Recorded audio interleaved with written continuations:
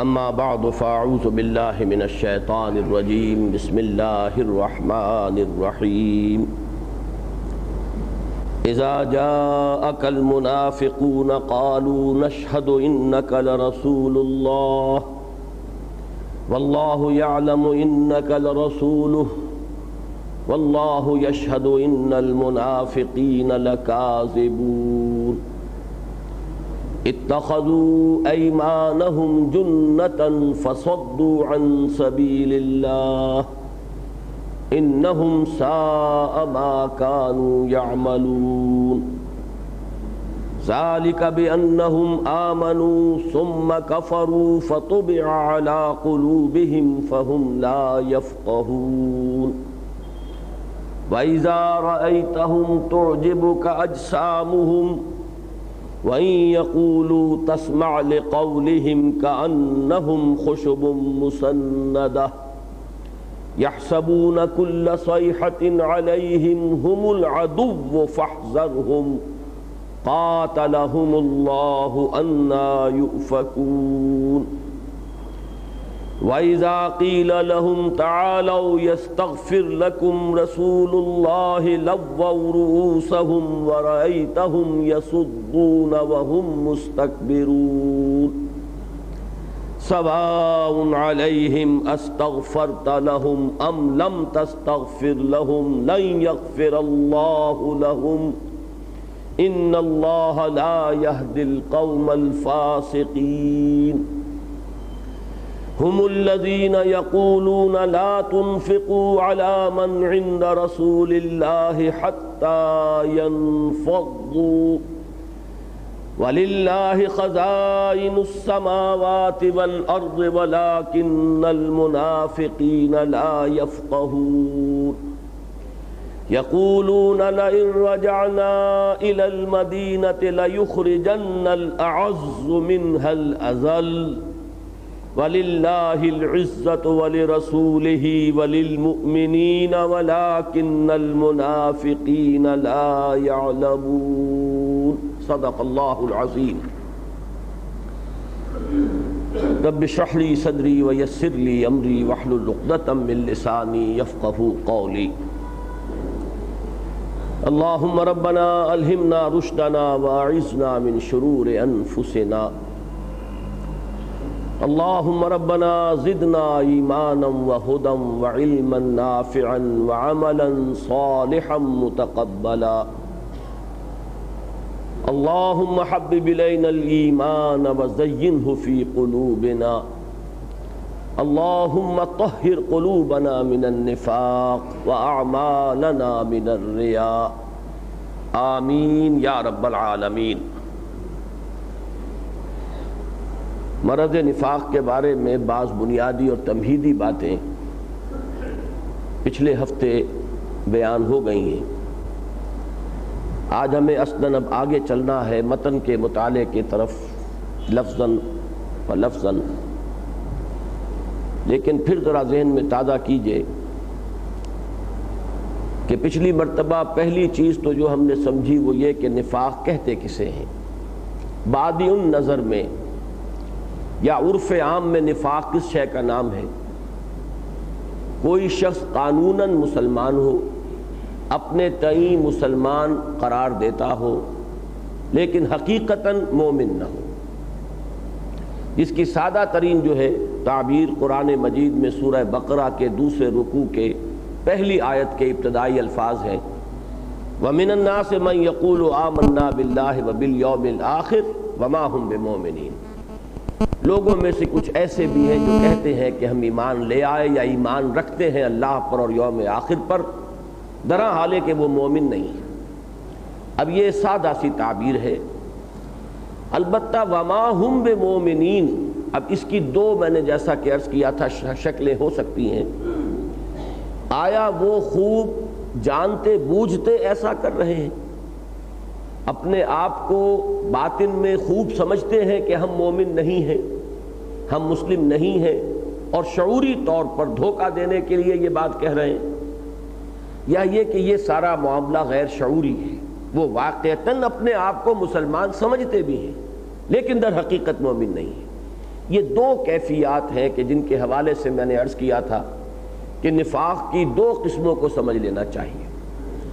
ایک قسم ہے شعوری اور ارادی، ایک ہے غیر شعوری. شعوری اور ارادی نفاق کی مثال میں سورہ آل عمران کی آیت سے دے چکا ہوں. آیت نمبر 72 ہے شاید، وہ اس روز بھی ہم نے اس کا مطالعہ کیا تھا.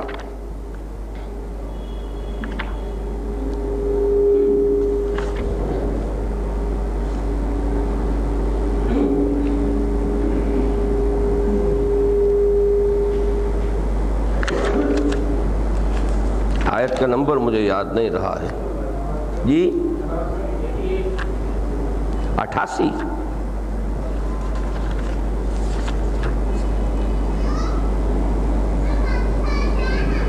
نہیں، 88 تو نہیں جی. کیا ہے؟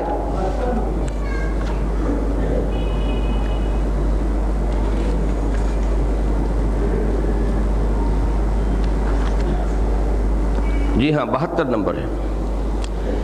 وَقَالَتْ طَائِفَةٌ مِّنْ أَهْلِ الْكِتَابِ آمِنُوا بِالَّذِي أُنزِلَ عَلَى الَّذِينَ آمَنُوا وَجْهَ النَّهَارِ وَاكْفُرُوا آخِرَهُ لَعَلَّهُمْ يَرْجِعُونَ.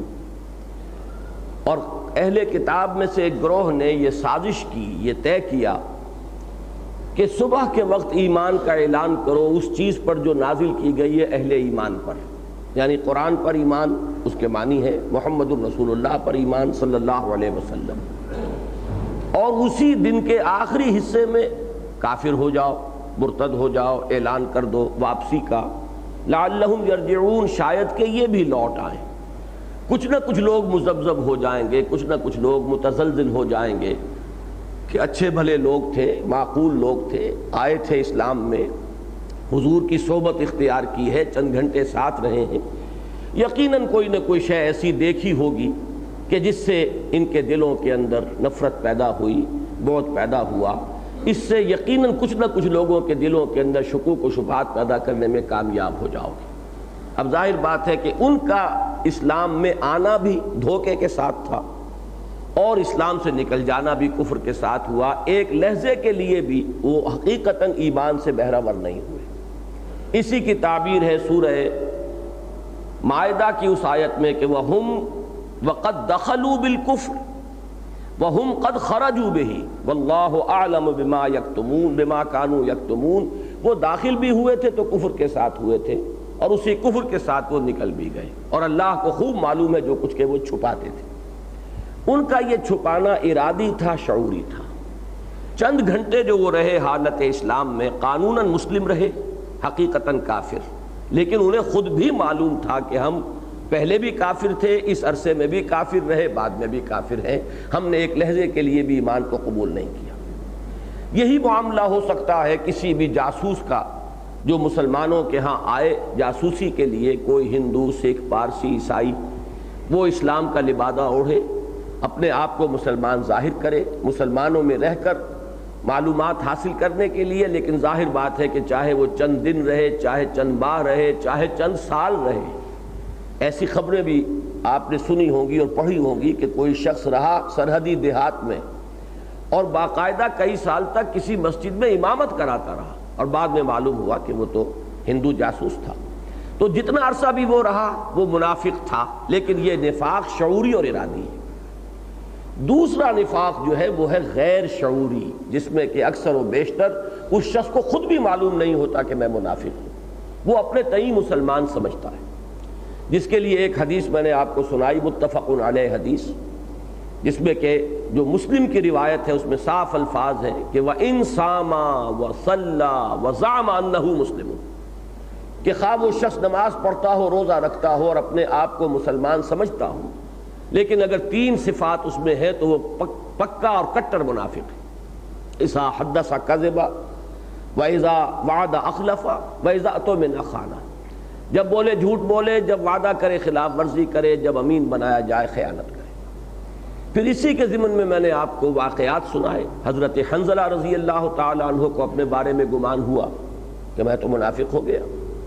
حضرت عمر رضی اللہ تعالی عنہ نے حضرت حذیفہ رضی اللہ تعالی عنہ سے پوچھا کہ اے حذیفہ میں تمہیں اللہ کی قسم دے کر پوچھتا ہوں کہ حضور نے جو چند منافقوں کے نام آپ کو بتا دیے تھے کہیں ان میں میرا نام تو نہیں تھا۔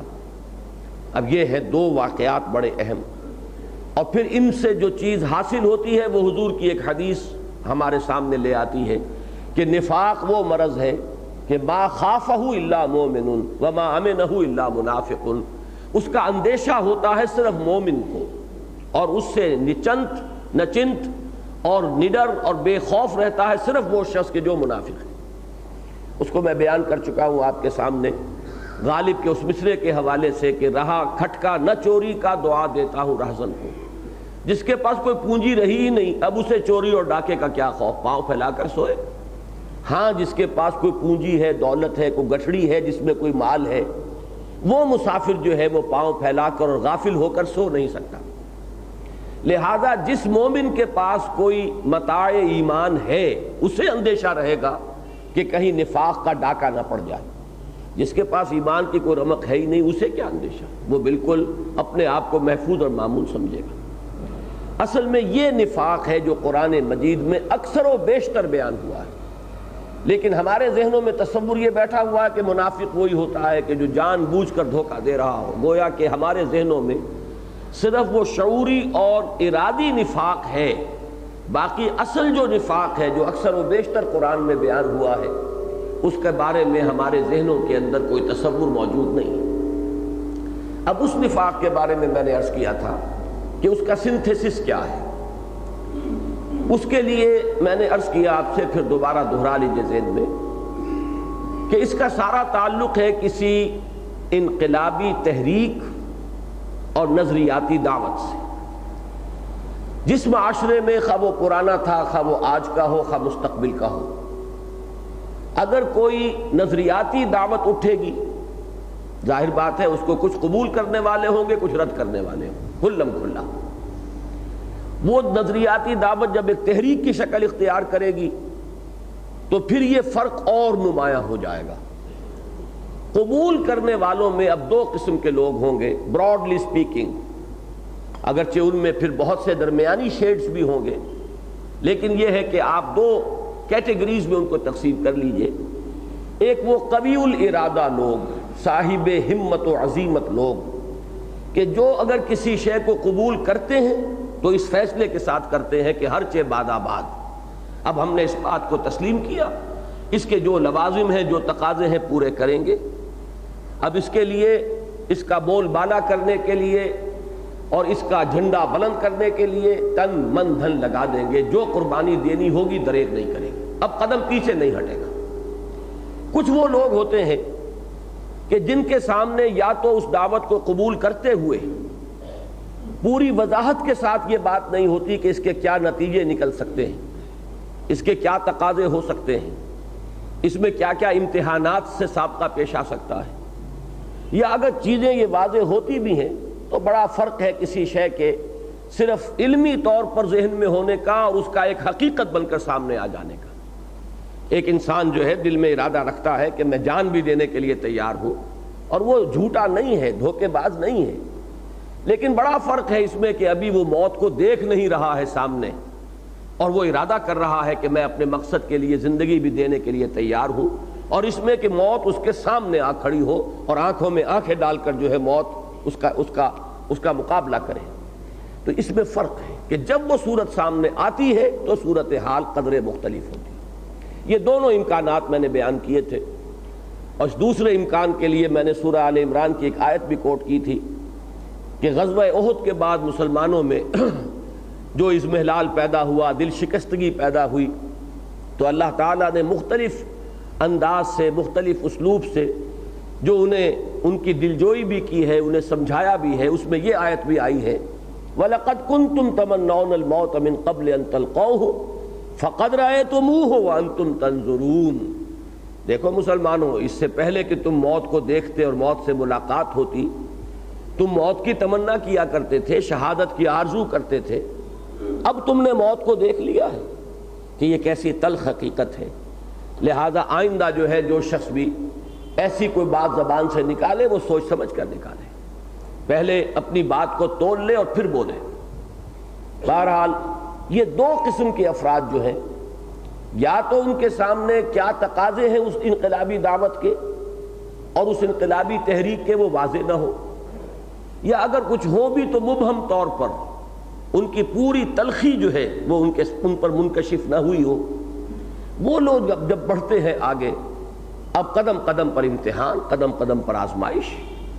اللہ کو مانا ہے تو اطاعت کرو، اللہ نے فلاں شے کو حرام قرار دیا ہے چھوڑ دو، چاہے وہ تمہارے منہ کو لگی ہوئی ہے، چھٹتی نہیں ہے منہ سے یہ کافر لگی ہوئی، لیکن تم نے اللہ کو مانا، محمد کو مانا صلی اللہ علیہ وسلم۔ اللہ نے شراب کو حرام کیا، تم اللہ کو مانتے ہو، محمد کو مانتے ہو صلی اللہ علیہ وسلم، قرآن کو مانتے ہو، قرآن میں تو آیت نازل ہو گئی سود حرام ہے، چھوڑو اس سود کو، باز آؤ اس سے۔ اب چاہے نقصان ہوتا ہو، چاہے اپنی طبیعت پر جبر کرنا پڑے، اطاعت خداوندی اور اطاعت رسول یہ لازمی تقاضا ہے۔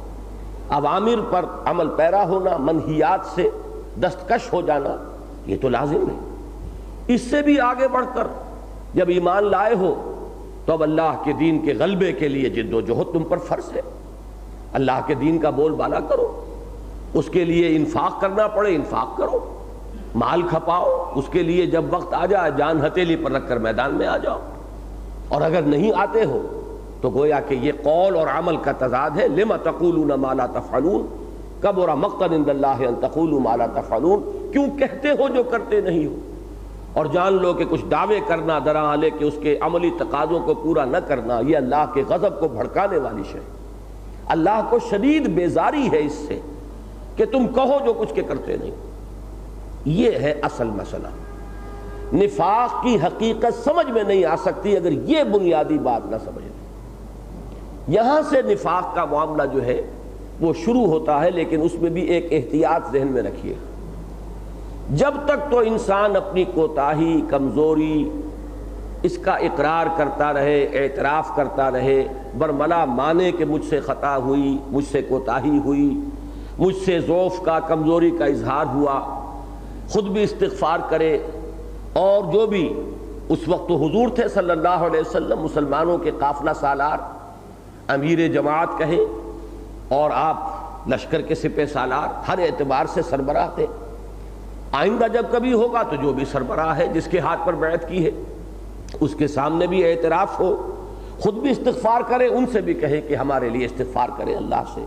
اس وقت تک اسے صرف ضعف ایمان قرار دیا جائے گا، نفاق نہیں قرار دیا جائے گا۔ البتہ جہاں اب عزت نفس آتی ہے انسان کو، کہ جو آمادہ کرتی ہے کہ کیوں اپنی کمزوری کا اعتراف کرتے ہو، سب کے سامنے سبکی ہوتی ہے، کیوں نہیں اس چھوٹی سی بات ہے، معمولی سی بات ہے، جھوٹا بہانہ بناؤ اور اپنی عزت کو بچا لو۔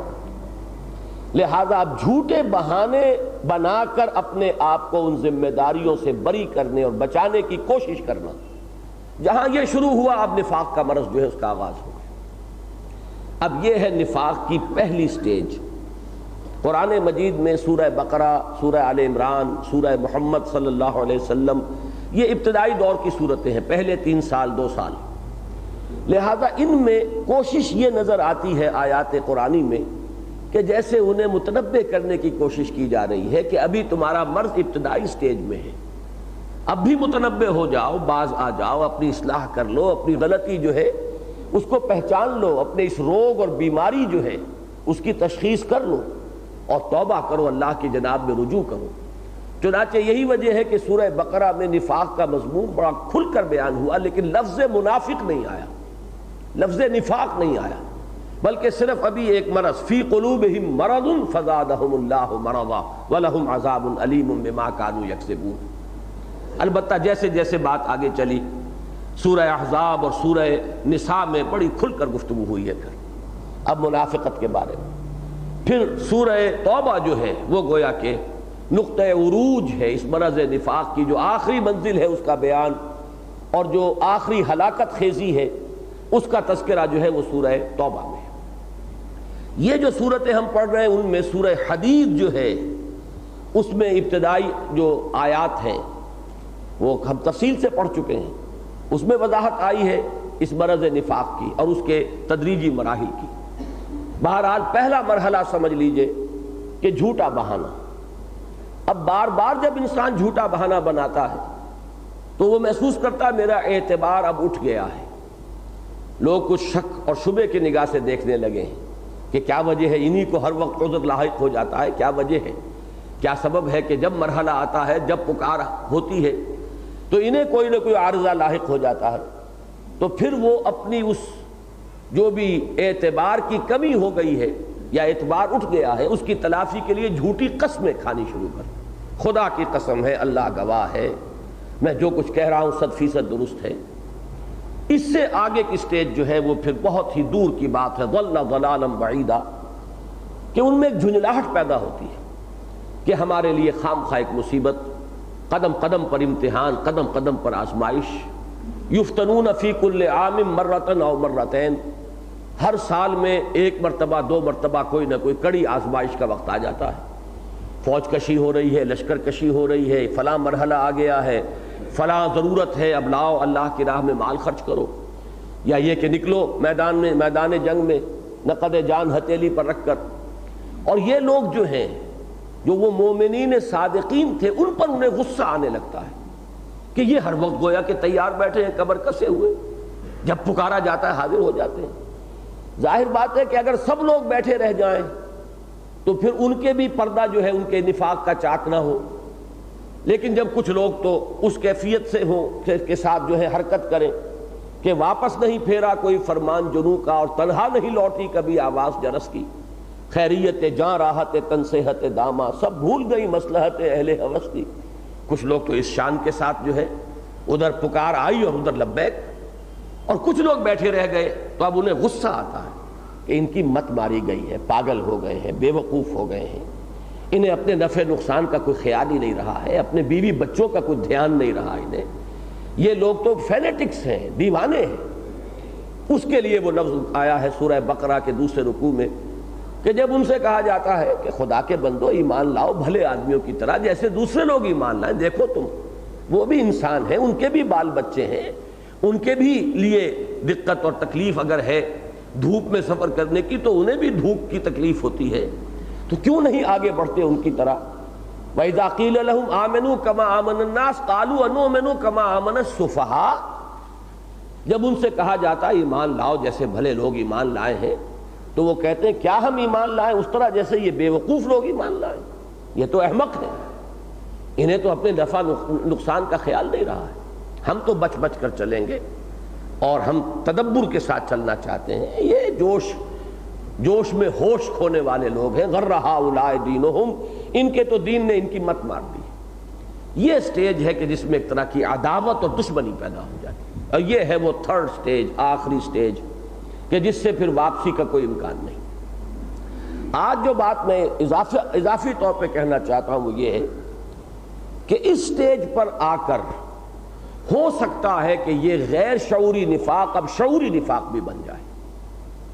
اگرچہ اس کا امکان ہے کہ اس سٹیج پر بھی وہ جو میں لفظ استعمال کر رہا تھا وینئر, کہ جیسے لکڑی کی چوکھٹ ہو اور اسے دیمک لگ گئی ہو, تو دیمک کو بھی اللہ نے یہ شعور دیا ہے کہ وہ اندر ہی اندر بڑھتی جاتی ہے, چوکھٹ کو اندر سے چٹ کرتی جاتی ہے, لیکن اوپر ایک لکڑی کی تہ جو ہے چھوڑ دیتی ہے تاکہ نظر نہ آئے دیکھنے والوں کو, وہ ایک ونیئر سا لگا رہ جاتا ہے. اتنا شعور اس میں بھی ہے, ورنہ اگر کوئی سوراخ ہو گئے تو پھر فوراً نظر آ جائے گا اور فوراً اس کا کوئی نہ کوئی بداوا کیا جائے گا. تو ہو سکتا ہے, اور یہی قرین قیاس ہے, کہ آخر وقت تک ان کے دلوں میں وہ کچھ نہ کچھ زوم موجود رہے کہ ہم مسلم ہیں, ہم مسلم ہیں, لیکن ہم سمجھدار مسلم ہیں, ہم باشعور مسلم ہیں, ہم دائیں بائیں دیکھ کر چلنے والے ہیں, ہم تدبر کے ساتھ کام کرنے والے ہیں.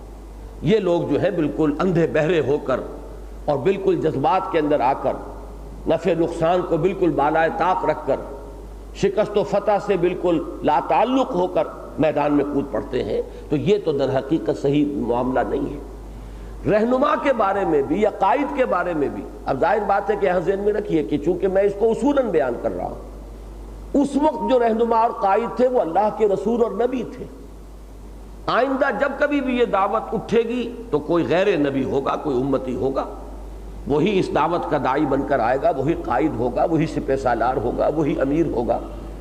تو اس کے بارے میں تو بہت زیادہ گمان کا امکان رہے گا کہ یہ جو ہے ان کو سمجھ نہیں ہے، ان کو شعور نہیں ہے، میں جو کچھ سمجھ رہا ہوں وہ خود اس تحریک کی مصلحت میں ہے، اس دعوت کی مصلحت میں ہے۔ یہ بڑی تیز روی کے ساتھ چل رہے ہیں، یہ بڑے جوش کے ساتھ آگے جانا چاہتے ہیں، لیکن اس طرح یہ پوری تحریک کا، ہماری اس پوری جد و جہد کا بیڑا غرق کرا لیں گے۔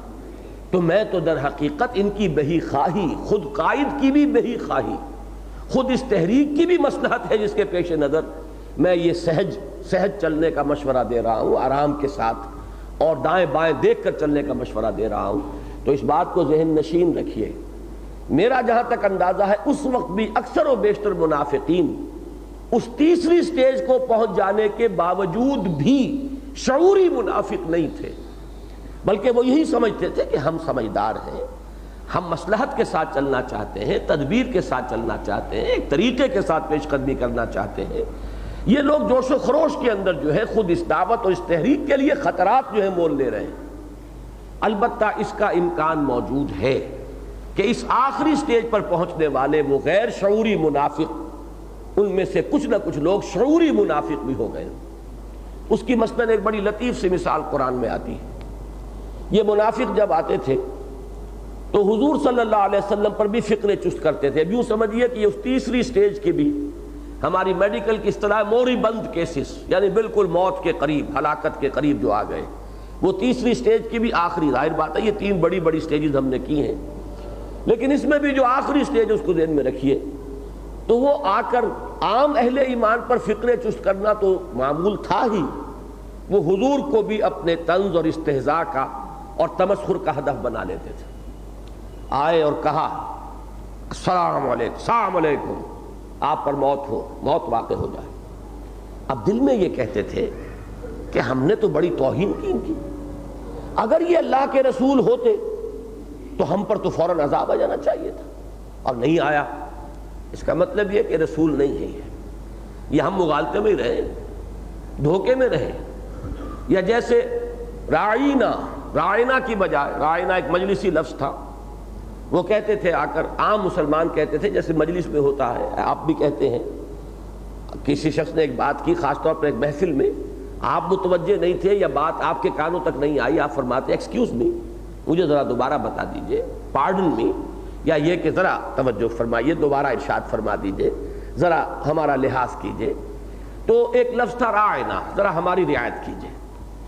وہ اس کو کہتے تھے رائنا، اے ہمارے چرواہے۔ پھر دل میں کہتے تھے کہ اللہ تعالیٰ لولا يعذبنا اللہ بما نقول، یہ جو کچھ ہم کہہ رہے ہیں اس پر اللہ ہمیں عذاب کیوں نہیں دے رہا؟ اللہ عذاب نہیں دے رہا، اللہ اپنے نبی کی توہین کیسے گوارا کر رہا ہے؟ نبی تو نہیں سمجھ رہے، یا نبی نے سمجھا بھی ہے تو وہ تو ہم نے عذر کر دیا کہ ہم نے تو رائنا کہا تھا، یہ لوگ خامخواہ آپ کو حضور خامخواہ غصہ دلا رہے ہیں۔ یا عام مسلمانوں سے کہا کہ اپنے کانوں کے میل ذرا نکلوا کے بیٹھا کیجئے، یا ہم کہہ کچھ رہے ہیں آپ نے سمجھا کچھ ہے، ہم نے رائنا کہا آپ رائنا سمجھ رہے ہیں، ہم نے السلام علیکم کہا تھا آپ نے خامخواہ السلام علیکم سمجھ لیا۔ تو یہ آپ کے اپنے دل کی بات ہے، آپ کے اپنے جو دل میں ہے وہ در حقیقت آپ کے کانوں نے سنا ہے۔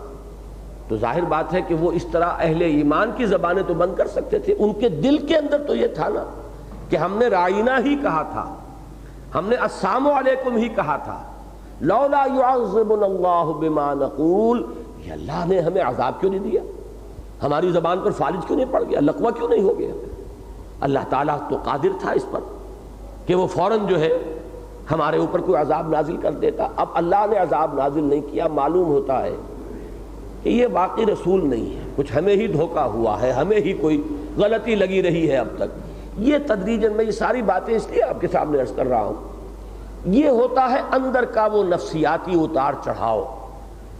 ایک باہر کا انسان کا طرز عمل ہے، ایک اندر جو اس کے چکی چلتی رہتی ہے، نفسیاتی اس کے عمل اور رد عمل اور سوچ بچار، ایک خیال پھر اس کا ایک جوابی خیال، وہ تھیسس اور اینٹی تھیسس اور سنتھیسس کا عمل جو ہے انسان کے باطن میں مسلسل جاری رہتا ہے۔ جب تک یہ باطنی کیفیت سامنے نہ ہو، اس مرض نفاق کی اصل حقیقت منکشف نہیں ہو سکتی۔ تو آج جس بات کا میں نے اضافہ کیا اور اسی کے لیے میں نے یہ وقت لیا کہ مجھے پھر ساری بات اجمالاً دہرانی پڑی، وہ یہ ہے کہ یہ غیر شعوری نفاق بھی اپنی آخری سٹیج پر پہنچ کر شعوری نفاق کی شکل اختیار کر سکتا ہے، لیکن یہ شاذ کیسز، انتہائی جو چوٹی کے منافق ہوں، باقی جو مین بلک ہے منافقین کا، ان کی اکثریت جو ہے وہ رہے گی اسی طرح کے غیر شعوری منافق کہ انہیں اپنے نفاق کا علم نہیں ہوگا، شعور نہیں ہوگا۔ یہی وجہ ہے کہ آپ دیکھیں گے آج کے اس رکوع میں بھی جو ہمیں پڑھنا ہے انشاءاللہ، آپ کو الفاظ ملیں گے لا یفقہون، لا یعلمون، ولکن المنافقین لا یفقہون، ولکن المنافقین لا یعلمون۔ اور جو سورہ بقرہ کا دوسرا رکوع ہے اس میں بھی آپ دیکھیں گے وما یشعرون ولکن لا یشعرون ولکن لا یعلمون۔ معلوم یہ ہوا کہ وہ شعور اور فہم یہ در حقیقت انہیں حاصل نہیں تھا۔ وہ اپنے آپ کو مخلص بھی سمجھتے تھے، صرف یہ ہے کہ اپنی کمزوریوں کے اوپر پردے ڈال رہے تھے۔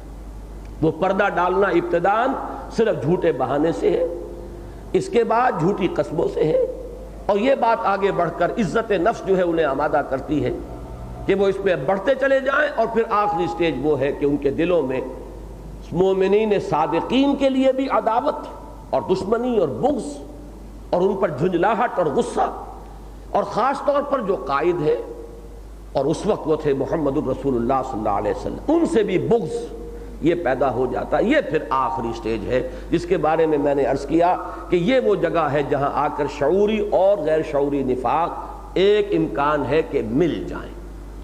یہ میں نے چند باتیں آج دہرا دی ہیں۔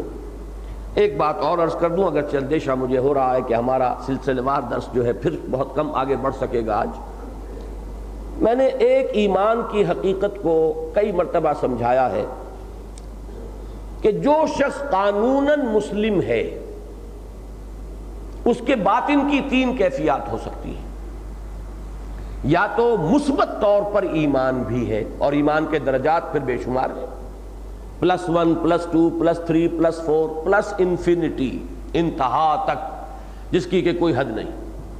پلس انفینٹی پر انبیاء اور رسول کو رکھ لیجئے، اس کے بہت قریب ہوں گے صدیقین، پھر یہ کہ شہداء اور صالحین مومنین صادقین، ان میں پھر حفظ مراتب ہے، اگر حفظ مراتب نہ کنی زندگی۔ تو +1 سے پلس انفینٹی تک یہ ہے ایمان کے درجات، مثبت ویلیو ہے ایمان۔ ایک ہے منفی ویلیو نفاق، -1 -2 -3 -4 انفینٹی۔ ابو بکر صدیق کے مقابلے میں ادھر رکھیے عبداللہ ابن ابی کو، رئیس المنافقین۔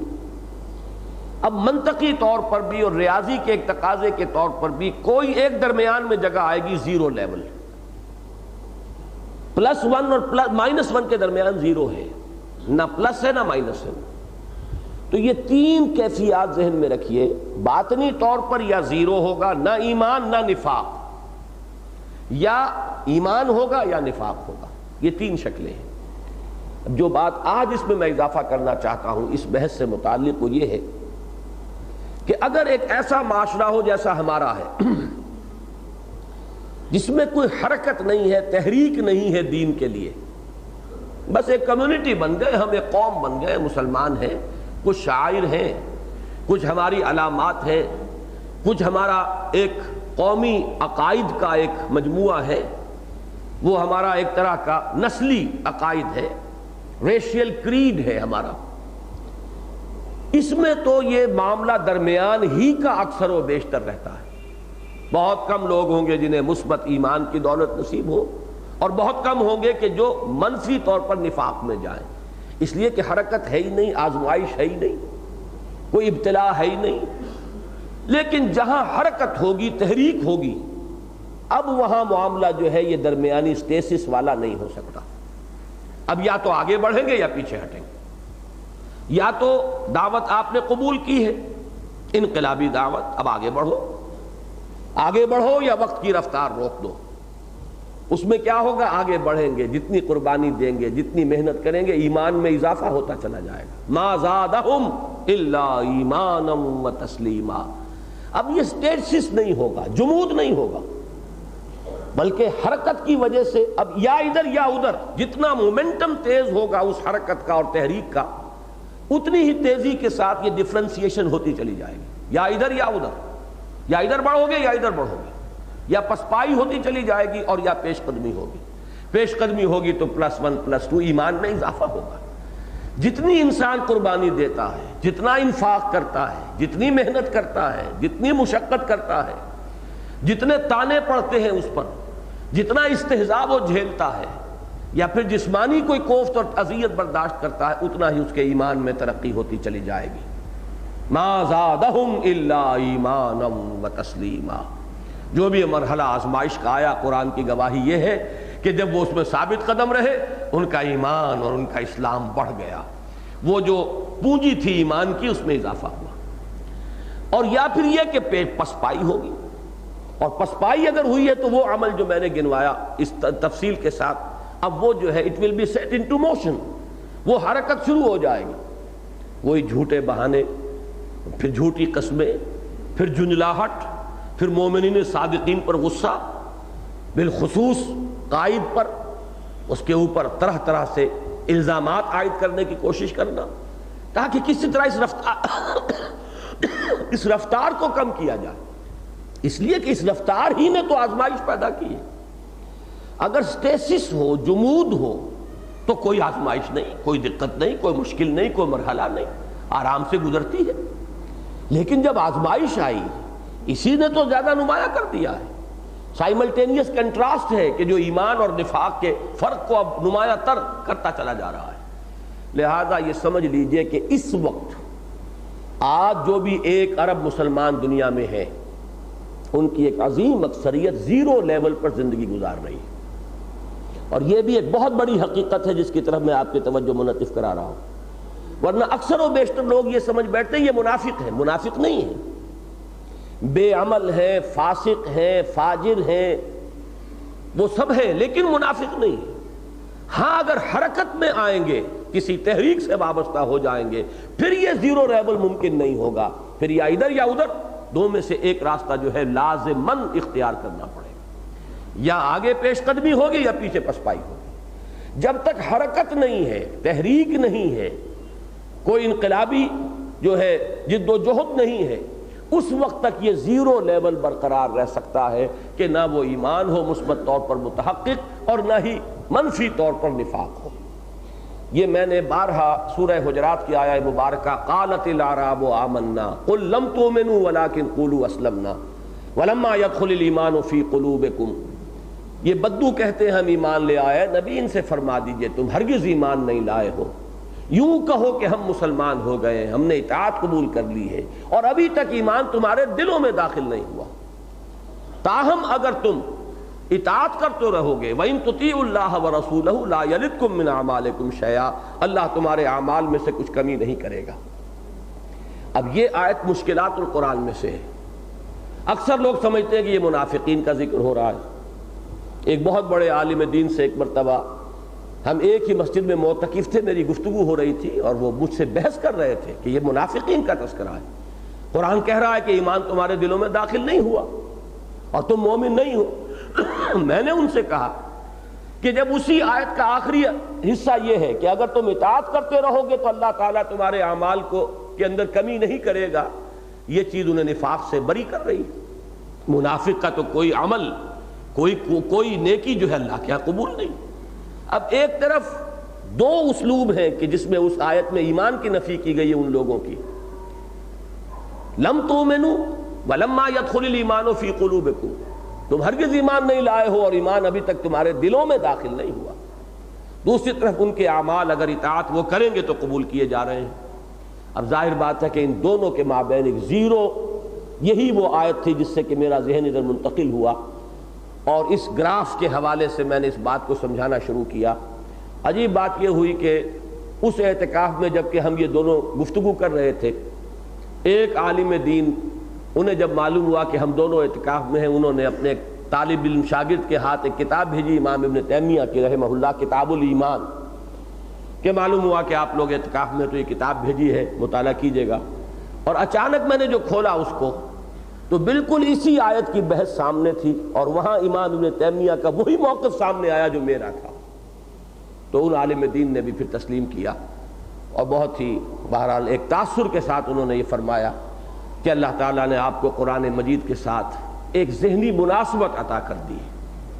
تو یہ میں اس کے حوالے سے آج میں نے اضافہ کرنا چاہا ہے، ورنہ یہ تو سورہ حجرات کے درس میں بارہا بات آئی ہے، لیکن آج یہ سمجھ لیجئے کہ اصل میں یہ کیفیت عارضی کیفیت ہے۔ اب اگر اطاعت کرے گا انسان تو ایمان پیدا ہوگا، اطاعت سے بھی ایمان پیدا ہوتا ہے، جہاد سے بھی ایمان پیدا ہوتا ہے، اور قربانیوں سے بھی ایمان پیدا ہوتا ہے۔ اور اگر نہیں کرے گا تو ظاہر بات ہے کہ وہ زیرو کے لیول پر رہے گا، اور اس کے نتیجے میں ہو سکتا ہے کہ پھر نفاق پیدا ہونا شروع ہو جائے۔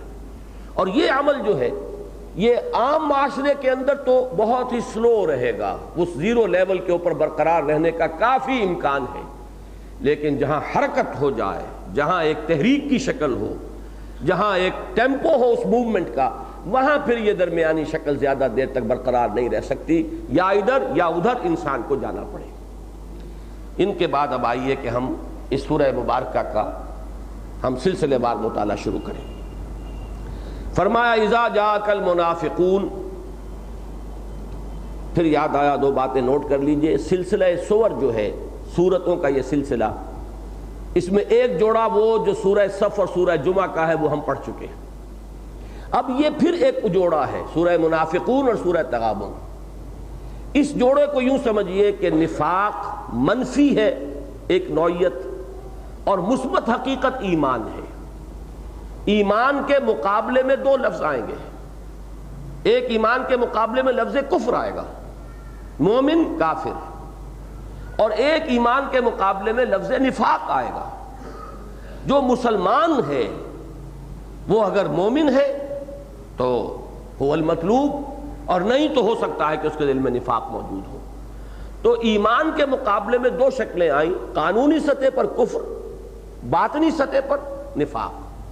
یہاں پر چونکہ جیسا کہ میں نے عرض کیا بارہا کہ ان صورتوں میں کفار سے خطاب ہے ہی نہیں، ان میں تو امت مسلمہ سے خطاب ہے، مسلمانوں سے خطاب ہے۔ تو یہاں پر یہ جوڑا جو ہے نفاق سورہ منافقون میں، اور ایمان اور اس کے ثمرات، اس کے نتائج یہ سورہ تغابن میں، ان کو جوڑ دیا گیا ہے۔ اچھا، اس میں بھی یہ ہو سکتا تھا کہ مثبت بات یعنی ایمان پر جو مشتمل ہے سورہ تغابن وہ پہلے آتی، اور منفی حقیقت جو منافقون کا معاملہ ہے وہ بعد میں آتا۔ لیکن چونکہ سورہ صف اور سورہ جمعہ کا مضمون جو ہے وہ ہے تحریک، حرکت، جہاد، قتال، اللہ کی راہ میں جان اور مال کا کھپانا، لہذا اس کے ساتھ متصل رکھا ہے اس سورہ مبارکہ کو کہ یہ حقیقت واضح ہو جائے کہ یا تو اللہ کی راہ میں آگے بڑھو گے، جہاد اور قتال اور اللہ کے دین کے غلبے کے لیے تن من دھن لگانے کا معاملہ، اور اگر نہیں تو پھر وہ اس کا جو نقد اس دنیا کے اندر جو سزا ملے گی وہ یہ ہے کہ تھوڑی بہت پونجی بھی اگر ایمان کی تمہارے پاس ہے وہ برف کے مانند پگھلتی چلی جائے گی، اور تم اندر سے کھوکھلے ہو جاؤ گے، اندر سے کافر ہو جاؤ گے، چاہے ظاہری طور پر وہ وینیجر باقی رہے اور تم قانونی اعتبار سے مسلمان رہو۔ چنانچہ یہ مضمون جو ہے اس جوڑے کے ساتھ ملحق کر دیا گیا۔ اور ایک بات اور نوٹ کیجئے، حضور صلی اللہ علیہ وسلم ان دونوں صورتوں کو جمع کرتے تھے، جمعے کی نماز میں بھی اور جمعے کے دن فجر کی نماز میں بھی۔ فجر میں عام طور پر جمعے کے روز حضور صلی اللہ علیہ وسلم سورہ سجدہ حامیم السجدہ نہیں سورہ الف لام میم السجدہ پڑھتے تھے، اور دوسری رکعت میں سورۃ الدہر، کبھی کبھی پہلی رکعت میں سورہ جمعہ اور دوسری میں یہ سورہ منافقون۔ اسی طرح کبھی کبھی ان کو آپ جمع کرتے تھے عین جمعے کی نماز میں بھی، پہلی رکعت میں سورہ جمعہ اور دوسری رکعت میں یہ سورہ منافقون۔ اگرچہ جمعے کی نماز میں اکثر و بیشتر آپ کا معمول یہ تھا کہ پہلی رکعت میں سورۃ الاعلیٰ اور دوسری میں سورۃ الغاشیہ، لیکن فجر میں بھی اور جمعے کی نماز میں بھی کبھی کبھی آپ ان دو صورتوں کو جمع کر لیتے تھے کہ پہلی رکعت میں سورہ جمعہ اور دوسری رکعت میں سورہ منافقون۔ اب چلیے، اذا جاءک المنافقون، اے نبی صلی اللہ علیہ وسلم، جب آپ کے پاس منافق آتے ہیں، آپ کی خدمت میں حاضر ہوتے ہیں، قالوا نشہد انک لرسول اللہ، وہ کہتے ہیں کہ ہم گواہی دیتے ہیں کہ آپ اللہ کے رسول ہیں، واللہ یعلم انک لرسول، اور اللہ خوب جانتا ہے کہ آپ اس کے رسول ہیں۔ بلکہ میں اس کی ترجمانی یوں کیا کرتا ہوں اور وہ الفاظ مجھے پسند ہیں کہ اللہ سے بڑھ کر کس کو معلوم ہوگا کہ آپ اس کے رسول ہیں. لیکن واللہ یشہد ان المنافقین لکاذبون، لیکن اللہ گواہی دیتا ہے کہ یہ منافق جھوٹے ہیں. اب اس آیت کے حوالے سے سب سے پہلے لفظ منافق کو سمجھ لیجئے کہ منافق کا لفظ کہاں سے بنا ہے.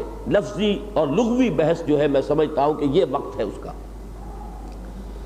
دیکھیے منافق مجاہد کے وزن پر ہے. اس کا مصدر ہے منافقت یا منافقہ. عربی میں منافقہ کہیں گے باب مفاعلہ، مجاہدہ، مقاتلہ، مباحثہ. یہ تو ہم اردو میں پھر ہے کو تے بنا دیتے ہیں، اور عربی میں بھی اگر جوڑا جائے گا آگے تو تے ہی سمجھی جائے گی.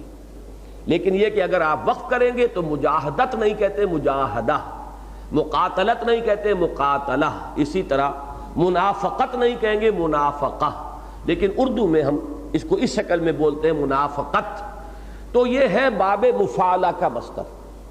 اور باب مفعلہ کا ایک مصدر جو ہے وہ فعال کے وزن پر بھی آتا ہے، مجاہدہ اور جہاد، مقاتلہ اور قتال. اسی طرح منافقہ اور نفاق یہ دونوں مصدر ہیں باب مفعلہ سے.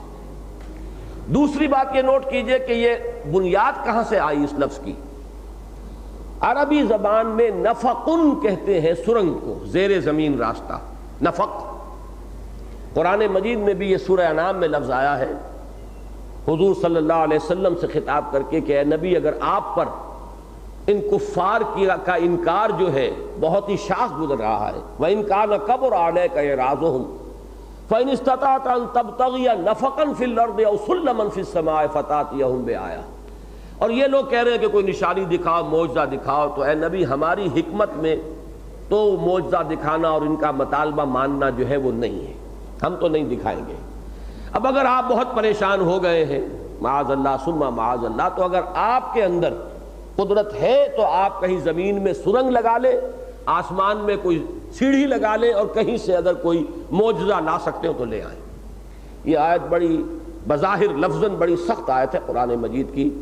حضور سے خطاب میں یہاں بڑی سختی ہے بظاہر. اگرچہ ایک اصول ذہن میں رکھیے کہ اس قسم کے معاملات میں بظاہر سختی ہوتی ہے حضور کی طرف، لیکن اصل سختی ہوتی ہے کفار پر کہ ان کی طرف روح سخن ان کی جانب ہے، اگرچہ خطاب محمد الرسول اللہ صلی اللہ علیہ وسلم سے. لیکن لفظی ترجمے میں تو ظاہر بات ہے کہ ہمیں الفاظ کی رعایت کرنی پڑے گی. تو نفقن کہتے ہیں سرنگ کو. اب یہ سرنگ کیا ہوتی ہے اس کو ذہن میں رکھیے. عام طور پر پرانے جو محل ہوتے تھے یا قلعے ہوتے تھے، ان سے تحفظ کے لیے کسی کرائسس میں اور کسی خطرے کے وقت میں بچ نکلنے کا یہ ایک مخفی راستہ ہوتا تھا. فرض کیجئے کہ غنیم جو ہے قلعے کے اوپر اب قابض ہو رہا ہے، آپ کے ریزسٹنس جو ہے بالکل جواب دے گئی ہے، تو قلعے دار ہے یا بادشاہ ہے، آخر اس کو نکلنے کے لیے دروازوں پر تو اب دشمن ہے. تو یہ سرنگیں ہوتی تھی کہ زیر زمین کو راستہ ہے، دور کہیں جا کے بیابان میں وہ نکل گیا ہے، تو ادھر سے وہ نکل بھاگتے تھے. اس کو ذہن میں رکھیے، اس کی وجہ ہے کیوں میں نے اس کی وضاحت کی ہے. تو سرنگ عموماً دنیا میں اس طرح کے کسی موقع کے لیے ایک حفاظت اور تحفظ کے ذریعے کے طور پر کھودی جاتی تھی. اب آگے چلیے. عربی زبان میں نافقہ کہتے ہیں گوہ کے بل کو. جیسے میں نے پچھلی مرتبہ بھی عرض کیا تھا، آج بھی عرض کیا کہ اللہ نے چھوٹے چھوٹے کیڑوں کو بھی شعور دے رکھا ہے، تو حیوانات کو بڑا شعور اللہ نے عطا فرمایا ہے. گوہ اپنے حفاظت کے لیے اپنا بل بناتا ہے زمین میں کھو کی شکل میں، لیکن اس کے دو دروازے رکھتا ہے، دو منہ رکھتا ہے. شکاری کتوں کے ذریعے سے گوہ کا شکار کیا جاتا تھا. اگر کتے نے ادھر سے کچھ داخل ہونے کی کوشش کی ہے تو وہ گوہ ادھر سے نکل کر بھاگ جاتی تھی. اگر ادھر سے اسے اندیشہ ہوتا تھا تو ادھر سے نکل جاتی تھی. یہ وہی سرنگ کی شکل ہے، اور یہاں بھی وہی تحفظ جو ہے وہ پیش نظر ہے. بچاؤ کے لیے یہ دو دروازے یا دو راستے بنا لینا. تو نفقن اور نافقہ، اس سے منافقت، منافقہ اور نفاق یہ مصدر بنا، اور اس سے اس میں فاعل ہے منافق. اب یہاں سے دو باتیں سمجھ لیجئے. ایک تو جیسے سرنگ کے دو دروازے ہوں گے اور گوہ کے بل کے دو منہ ہیں، اسی طرح منافق کا معاملہ یہ ہے کہ دو منہ انسان ہے. جب وہ اہل ایمان کے پاس آتا تھا تو کہتا تھا کہ ہم بھی مسلمان ہیں. جیسے کہ میں نے ابھی جو آیات پڑھی تھی پہلی رکعت میں وَإِذَا لَقُوا الَّذِينَ آمَنُوا قَالُوا آمَنَّا وَإِذَا خَلَوْا إِلَىٰ شَيَاطِينِهِمْ قَالُوا إِنَّا مَعَكُمْ إِنَّمَا نَحْنُ مُسْتَهْزِئُونَ اللَّهُ يَسْتَهْزِئُ بِهِمْ وَيَمُدُّهُمْ فِي طُغْيَانِهِمْ يَعْمَهُونَ۔ چونکہ وہ تحفظ ان کے پیش نظر تھا، بچنا ہے۔ اب ظاہر بات ہے جب کفر اور باطل کی، کفر کی اور حق کی کشمکش ہو رہی ہے، حق و باطل کی، کفر اور ایمان کی، تو اس چکی کے دو پارٹ کے اندر آ گئے ہیں لوگ۔ اس میں سے جو تو کمیٹڈ ہیں، ہرچہ بادہ بات، تو وہ تو گویا کہ خوش دلی کے ساتھ آمادہ ہیں، اللہ تعالی ہماری جانوں کا ہدیہ قبول فرمائے اور ہمیں شہادت کی موت عطا کر دے، کامیابی ہی کامیابی۔ جنہیں وہ تحفظ درکار ہے، جو بچ بچ کر چلنا چاہتے ہیں، جو جان کی بازی لگانے کو تیار نہیں، اب وہ کوشش کرتے تھے کہ ذرا کچھ نہ کچھ، جو آپ انگریزی میں کہتے ہیں not to keep all your eggs in one basket، اگر ایک ہی ٹوکری میں سارے انڈے ہیں، کئی ٹوکری گری یا اس کے اوپر کوئی حادثہ وہ سب ٹوٹ جائیں گے، تقسیم کر کے رکھو۔ تو وہ یہ کرتے تھے کہ اہل ایمان کے ساتھ بھی جڑے رہو، ملے رہو، اور کچھ نہ کچھ اپنے گڈ آفیسز برقرار رکھو ان کافروں کے ساتھ بھی۔ کیا پتا اونٹ کس کروٹ بیٹھ جائے، کس کو فتح حاصل ہو جائے۔ لہذا یہ نہیں کہ منقطع ہو جاؤ بالکل اور یکسو ہو جاؤ اور یک طرف ہو جاؤ، بلکہ یہ ہے کہ دونوں طرف کچھ نہ کچھ اپنا معاملہ رکھو، جس کو قرآن مجید میں کہا گیا مذبذبین بین ذالک، سورہ نساء میں، لا الہ ہؤلاء ولا الہ ہؤلاء، کچھ ادھر بھی رکھو کچھ ادھر بھی رکھو، نتیجہ کیا ہے؟ نہ ادھر کے ہیں نہ ادھر کے ہیں، یہ ہے اس کا منطقی نتیجہ، لا الہ ہؤلاء ولا الہ ہؤلاء۔ لیکن ظاہر بات ہے کہ منافق کے پھر یہ دو رخ ہو گئے، جس طرح کے سرنگ کے دو دروازے اور گوہ کے بل کے دو منہ ہیں، اسی طرح منافق کے بھی یہ دو فیسز ہیں۔ اسی لیے ہمارے ہاں عام طور پر دوغلے قسم کے لوگوں کے لیے یہ لفظ استعمال ہوتا ہے، جن کے کئی فیسز ہیں، کہیں ایک سوسائٹی میں ایک مجلس میں ہے تو ان کا کچھ اور رخ سامنے آتا ہے، اور کسی دوسری مجلس میں آ گئے کچھ اور لوگوں میں بیٹھے ہوئے تو ان کا کچھ اور انداز سامنے آتا ہے۔ تو یہ بھی در حقیقت ایک طرح سے وہ مشابہت رکھتا ہے اسی معاملے کے ساتھ، لہذا ایسے لوگوں پر بھی لفظ نفاق کا استعارتاً اطلاق ہو جاتا ہے۔ تو اب اس لفظ کو آپ نے سمجھ لیا، اور اصل شے کیا تھی؟ تحفظ۔ وہ سرنگ بھی کھودی جاتی تھی حفاظت کے لیے، اور یہ نافقہ جو گوہ کا بل ہے یہ بھی اپنی حفاظت کے لیے، لہذا ان کا جو اصل مادہ تھا جان اور مال بچانا۔ جس کو ہو جان و دل عزیز اس کی گلی میں جائے کیوں، وہ بیچارے کسی غلطی سے گھس تو گئے، اس گلی میں آ گئے، سمجھے نہیں تھے بات کہ یہاں داخل ہونے کا مطلب کیا ہے، یا سمجھے تھے تو نظری طور پر سمجھے تھے، ابھی وہ تلخ حقیقت ایک واقعہ بن کر سامنے نہیں آئی تھی، لہذا مذبذب ہو کر رہ گئے ہیں، متردد ہو کر رہ گئے ہیں۔ ان کو اب تحفظ کے لیے انہوں نے یہ کردار اختیار کیا ہے۔ اذا جاءک المنافقون قالوا نشهد انک لرسول اللہ، اب آتے تھے حضور کے پاس تو کہتے تھے کہ ہم گواہ ہیں حضور، بالکل ہم قسم کھاتے ہیں اللہ کی، ہم آپ کو اللہ کا رسول مانتے ہیں۔ کوتاہی جو بھی ہے یا کسی نے کوئی ہمارے بارے میں غلط رپورٹ آپ کو دے دی ہے، یہ جن پر آپ اعتماد کرتے ہیں یہ یا تو ناسمجھ ہیں یا فتنہ اٹھانے والے لوگ ہیں، خام خواہ ہماری غلط رپورٹیں آپ تک پہنچا دیتے ہیں۔ خدا کی قسم یہ معاملہ اس طرح نہیں تھا، آئے گا آج ہی کے درس میں انشاءاللہ اس کی مثال بھی آ جائے گی۔ تو اس موقع پر اب ظاہر بات ہے کہ انہیں حضور کا اعتماد برقرار رکھنے کے لیے قسمیں کھا کھا کر کہنا پڑتا تھا ہم آپ کو اللہ کا رسول مانتے ہیں۔ ٹھیک ہے کبھی ہمیں آپ سے اختلاف بھی ہو جاتا ہے، اب یہ تو اظہار رائے کی بات ہے، اختلاف تو ہے، اس کے یہ معنی نہیں ہم نے آپ کو اللہ کا رسول نہیں مانا، ہم آپ کو اللہ کا رسول مانتے ہیں۔ اذا جاءک المنافقون قالوا نشهد انک لرسول اللہ واللہ یعلم انک لرسول، پھر میں عرض کروں گا اللہ سے بڑھ کر کون جانتا ہے اس بات کو کہ آپ اس کے رسول ہیں، لیکن واللہ یشہد ان المنافقین لکاذبون، اللہ گواہی دیتا ہے کہ یہ منافق جھوٹے۔ اب یہ جھوٹ جان بوجھ کر بول رہے ہیں۔ اب دیکھیے کذب کا لفظ جو ہے وہ دونوں کیفیات پر اس کا اطلاق ہوتا ہے۔ ایک تو یہ کہ آپ جان بوجھ کر کہہ رہے ہوں، کسی شے کا اقرار کر رہے ہوں جبکہ آپ کو معلوم ہے کہ یہ جھوٹ ہے، اور کبھی ایسا ہوتا ہے محض خلاف واقع بات کو بھی کذب سے تعبیر کر دیا جاتا ہے، واقعہ یہ نہیں ہے، خلاف واقعہ بات ہے، حقیقت میں ان کے دل میں وہ یقین موجود نہیں ہے اے نبی صلی اللہ علیہ وسلم، لہذا جو کچھ یہ کہہ رہے ہیں یہ جھوٹ ہے۔ جیسا کہ میں نے عرض کیا تھا جہاں بھی نفاق کا تذکرہ آئے گا اس جھوٹ کے لفظ کو آپ ہمیشہ موجود پائیں گے۔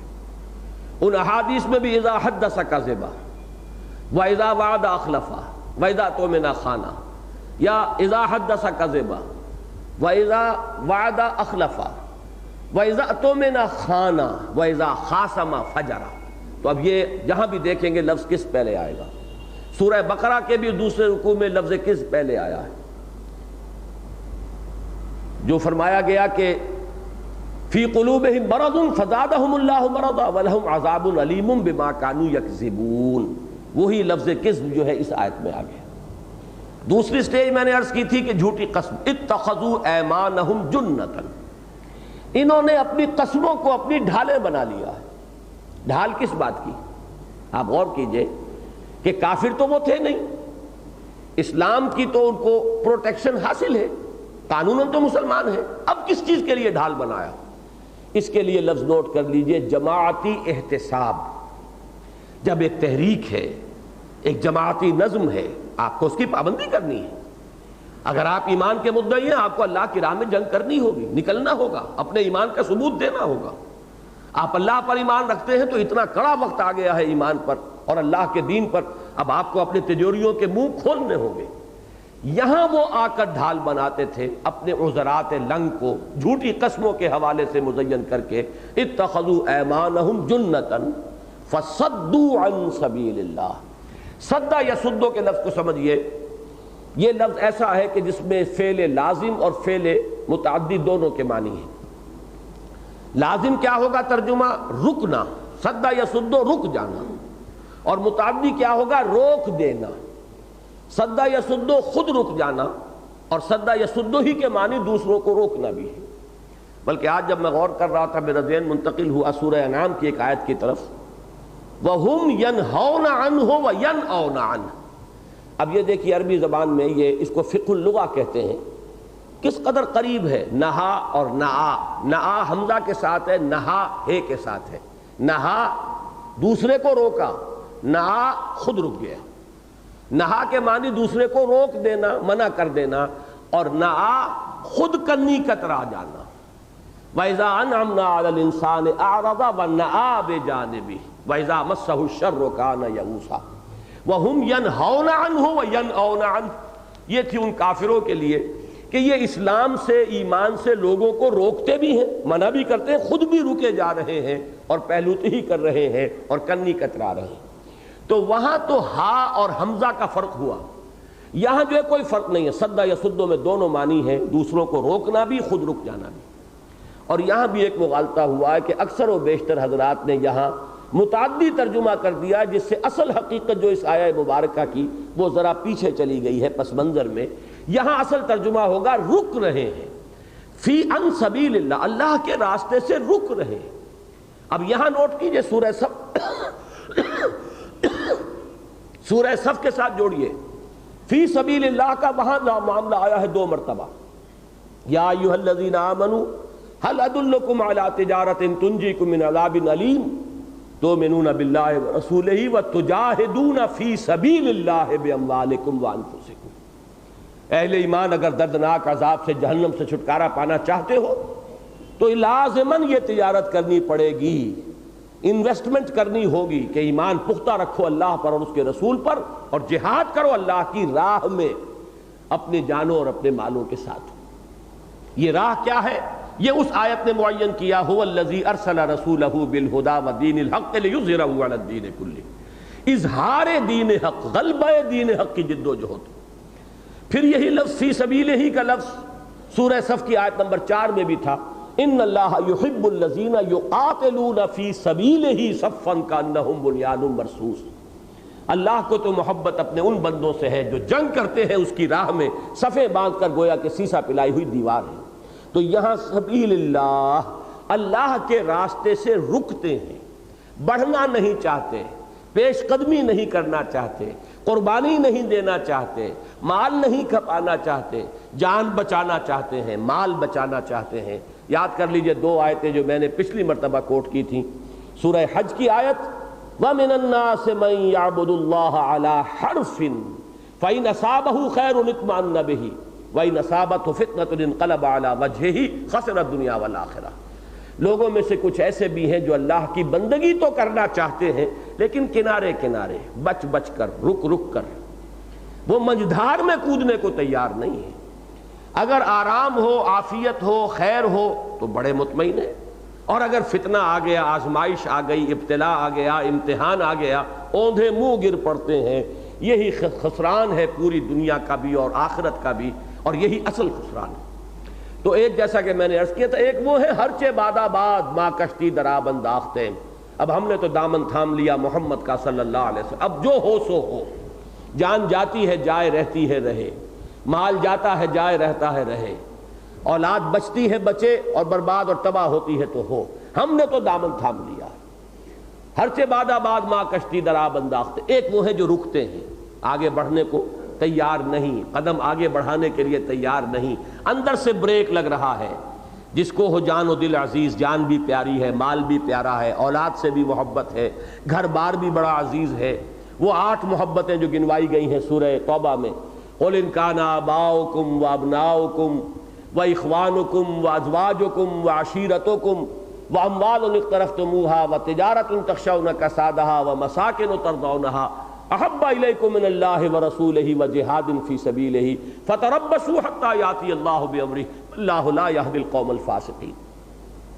کہ اے نبی ان سے کہہ دیجئے اگر تمہیں اپنے باپ، اپنے بیٹے، اپنے بھائی، اپنی بیویاں، اپنے رشتہ دار اور وہ مال جو تم نے جمع کیے ہیں اور وہ کاروبار جن کے مندے کا تمہیں اندیشہ رہتا ہے اور وہ بلڈنگیں جو تمہیں بڑی پسند ہیں، محبوب ہیں، وہ حویلیاں جو تم نے بنائی ہیں، اگر یہ 8 چیزیں محبوب تر ہیں اللہ سے اور اس کے رسول سے اور اللہ کی راہ میں جہاد کرنے سے، وَجِہَادٍ فِي سَبِيلِهِ فَتَرَبَّصُوا، تو جاؤ انتظار کرو، حتیٰ یاتی اللہ بِأَمْرِهِ، یہاں تک کہ اللہ اپنا فیصلہ سنا دے، وَاللَّهُ لَا يَهْدِي الْقَوْمَ الْفَاسِقِينَ، اللہ ایسے فاسقوں کو ہدایت نہیں دیتا۔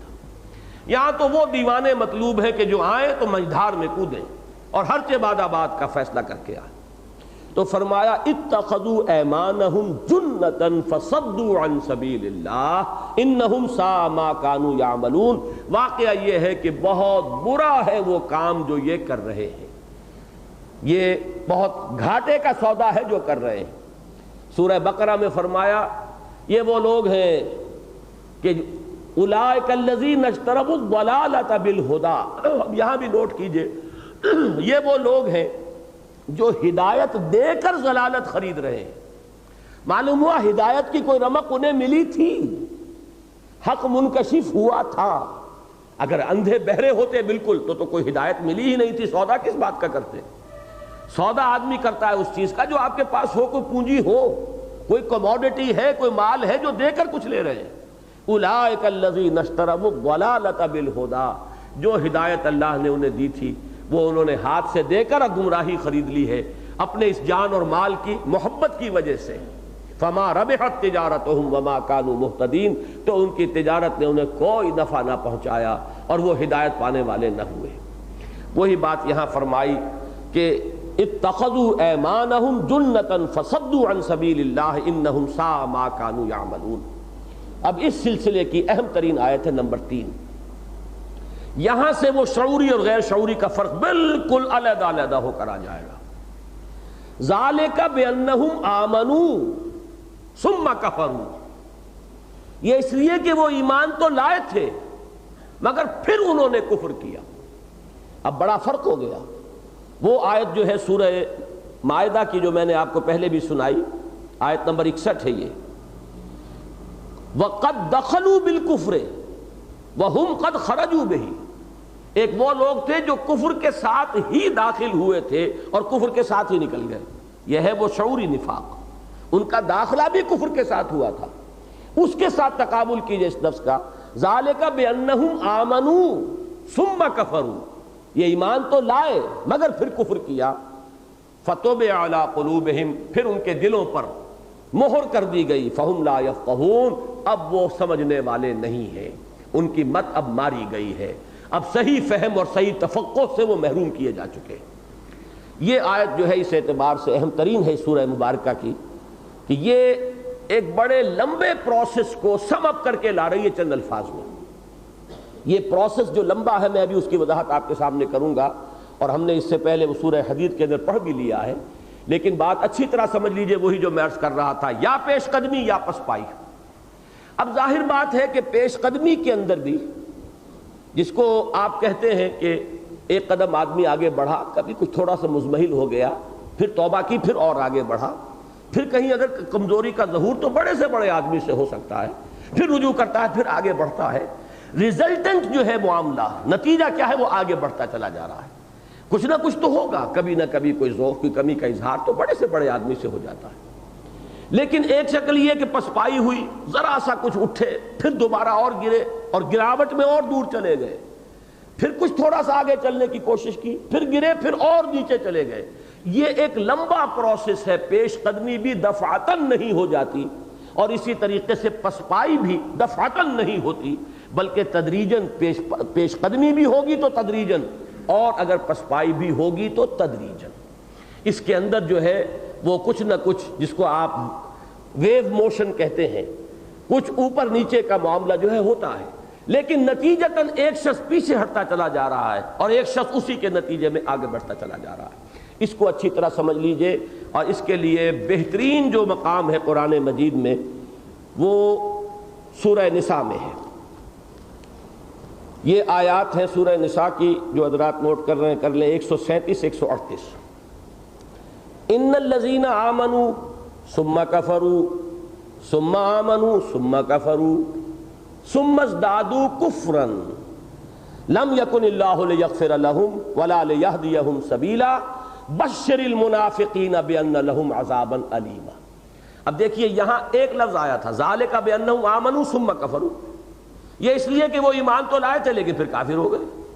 یہاں اس پروسیس کو کھول کر بیان کیا جا رہا ہے، ان الذین آمنوا ثم کفروا ثم آمنوا ثم کفروا ثم ازدادوا کفرا، بے شک وہ لوگ جو ایمان لائے پھر انہوں نے کفر کیا، کافر ہو گئے، پھر ایمان لائے پھر کافر ہو گئے۔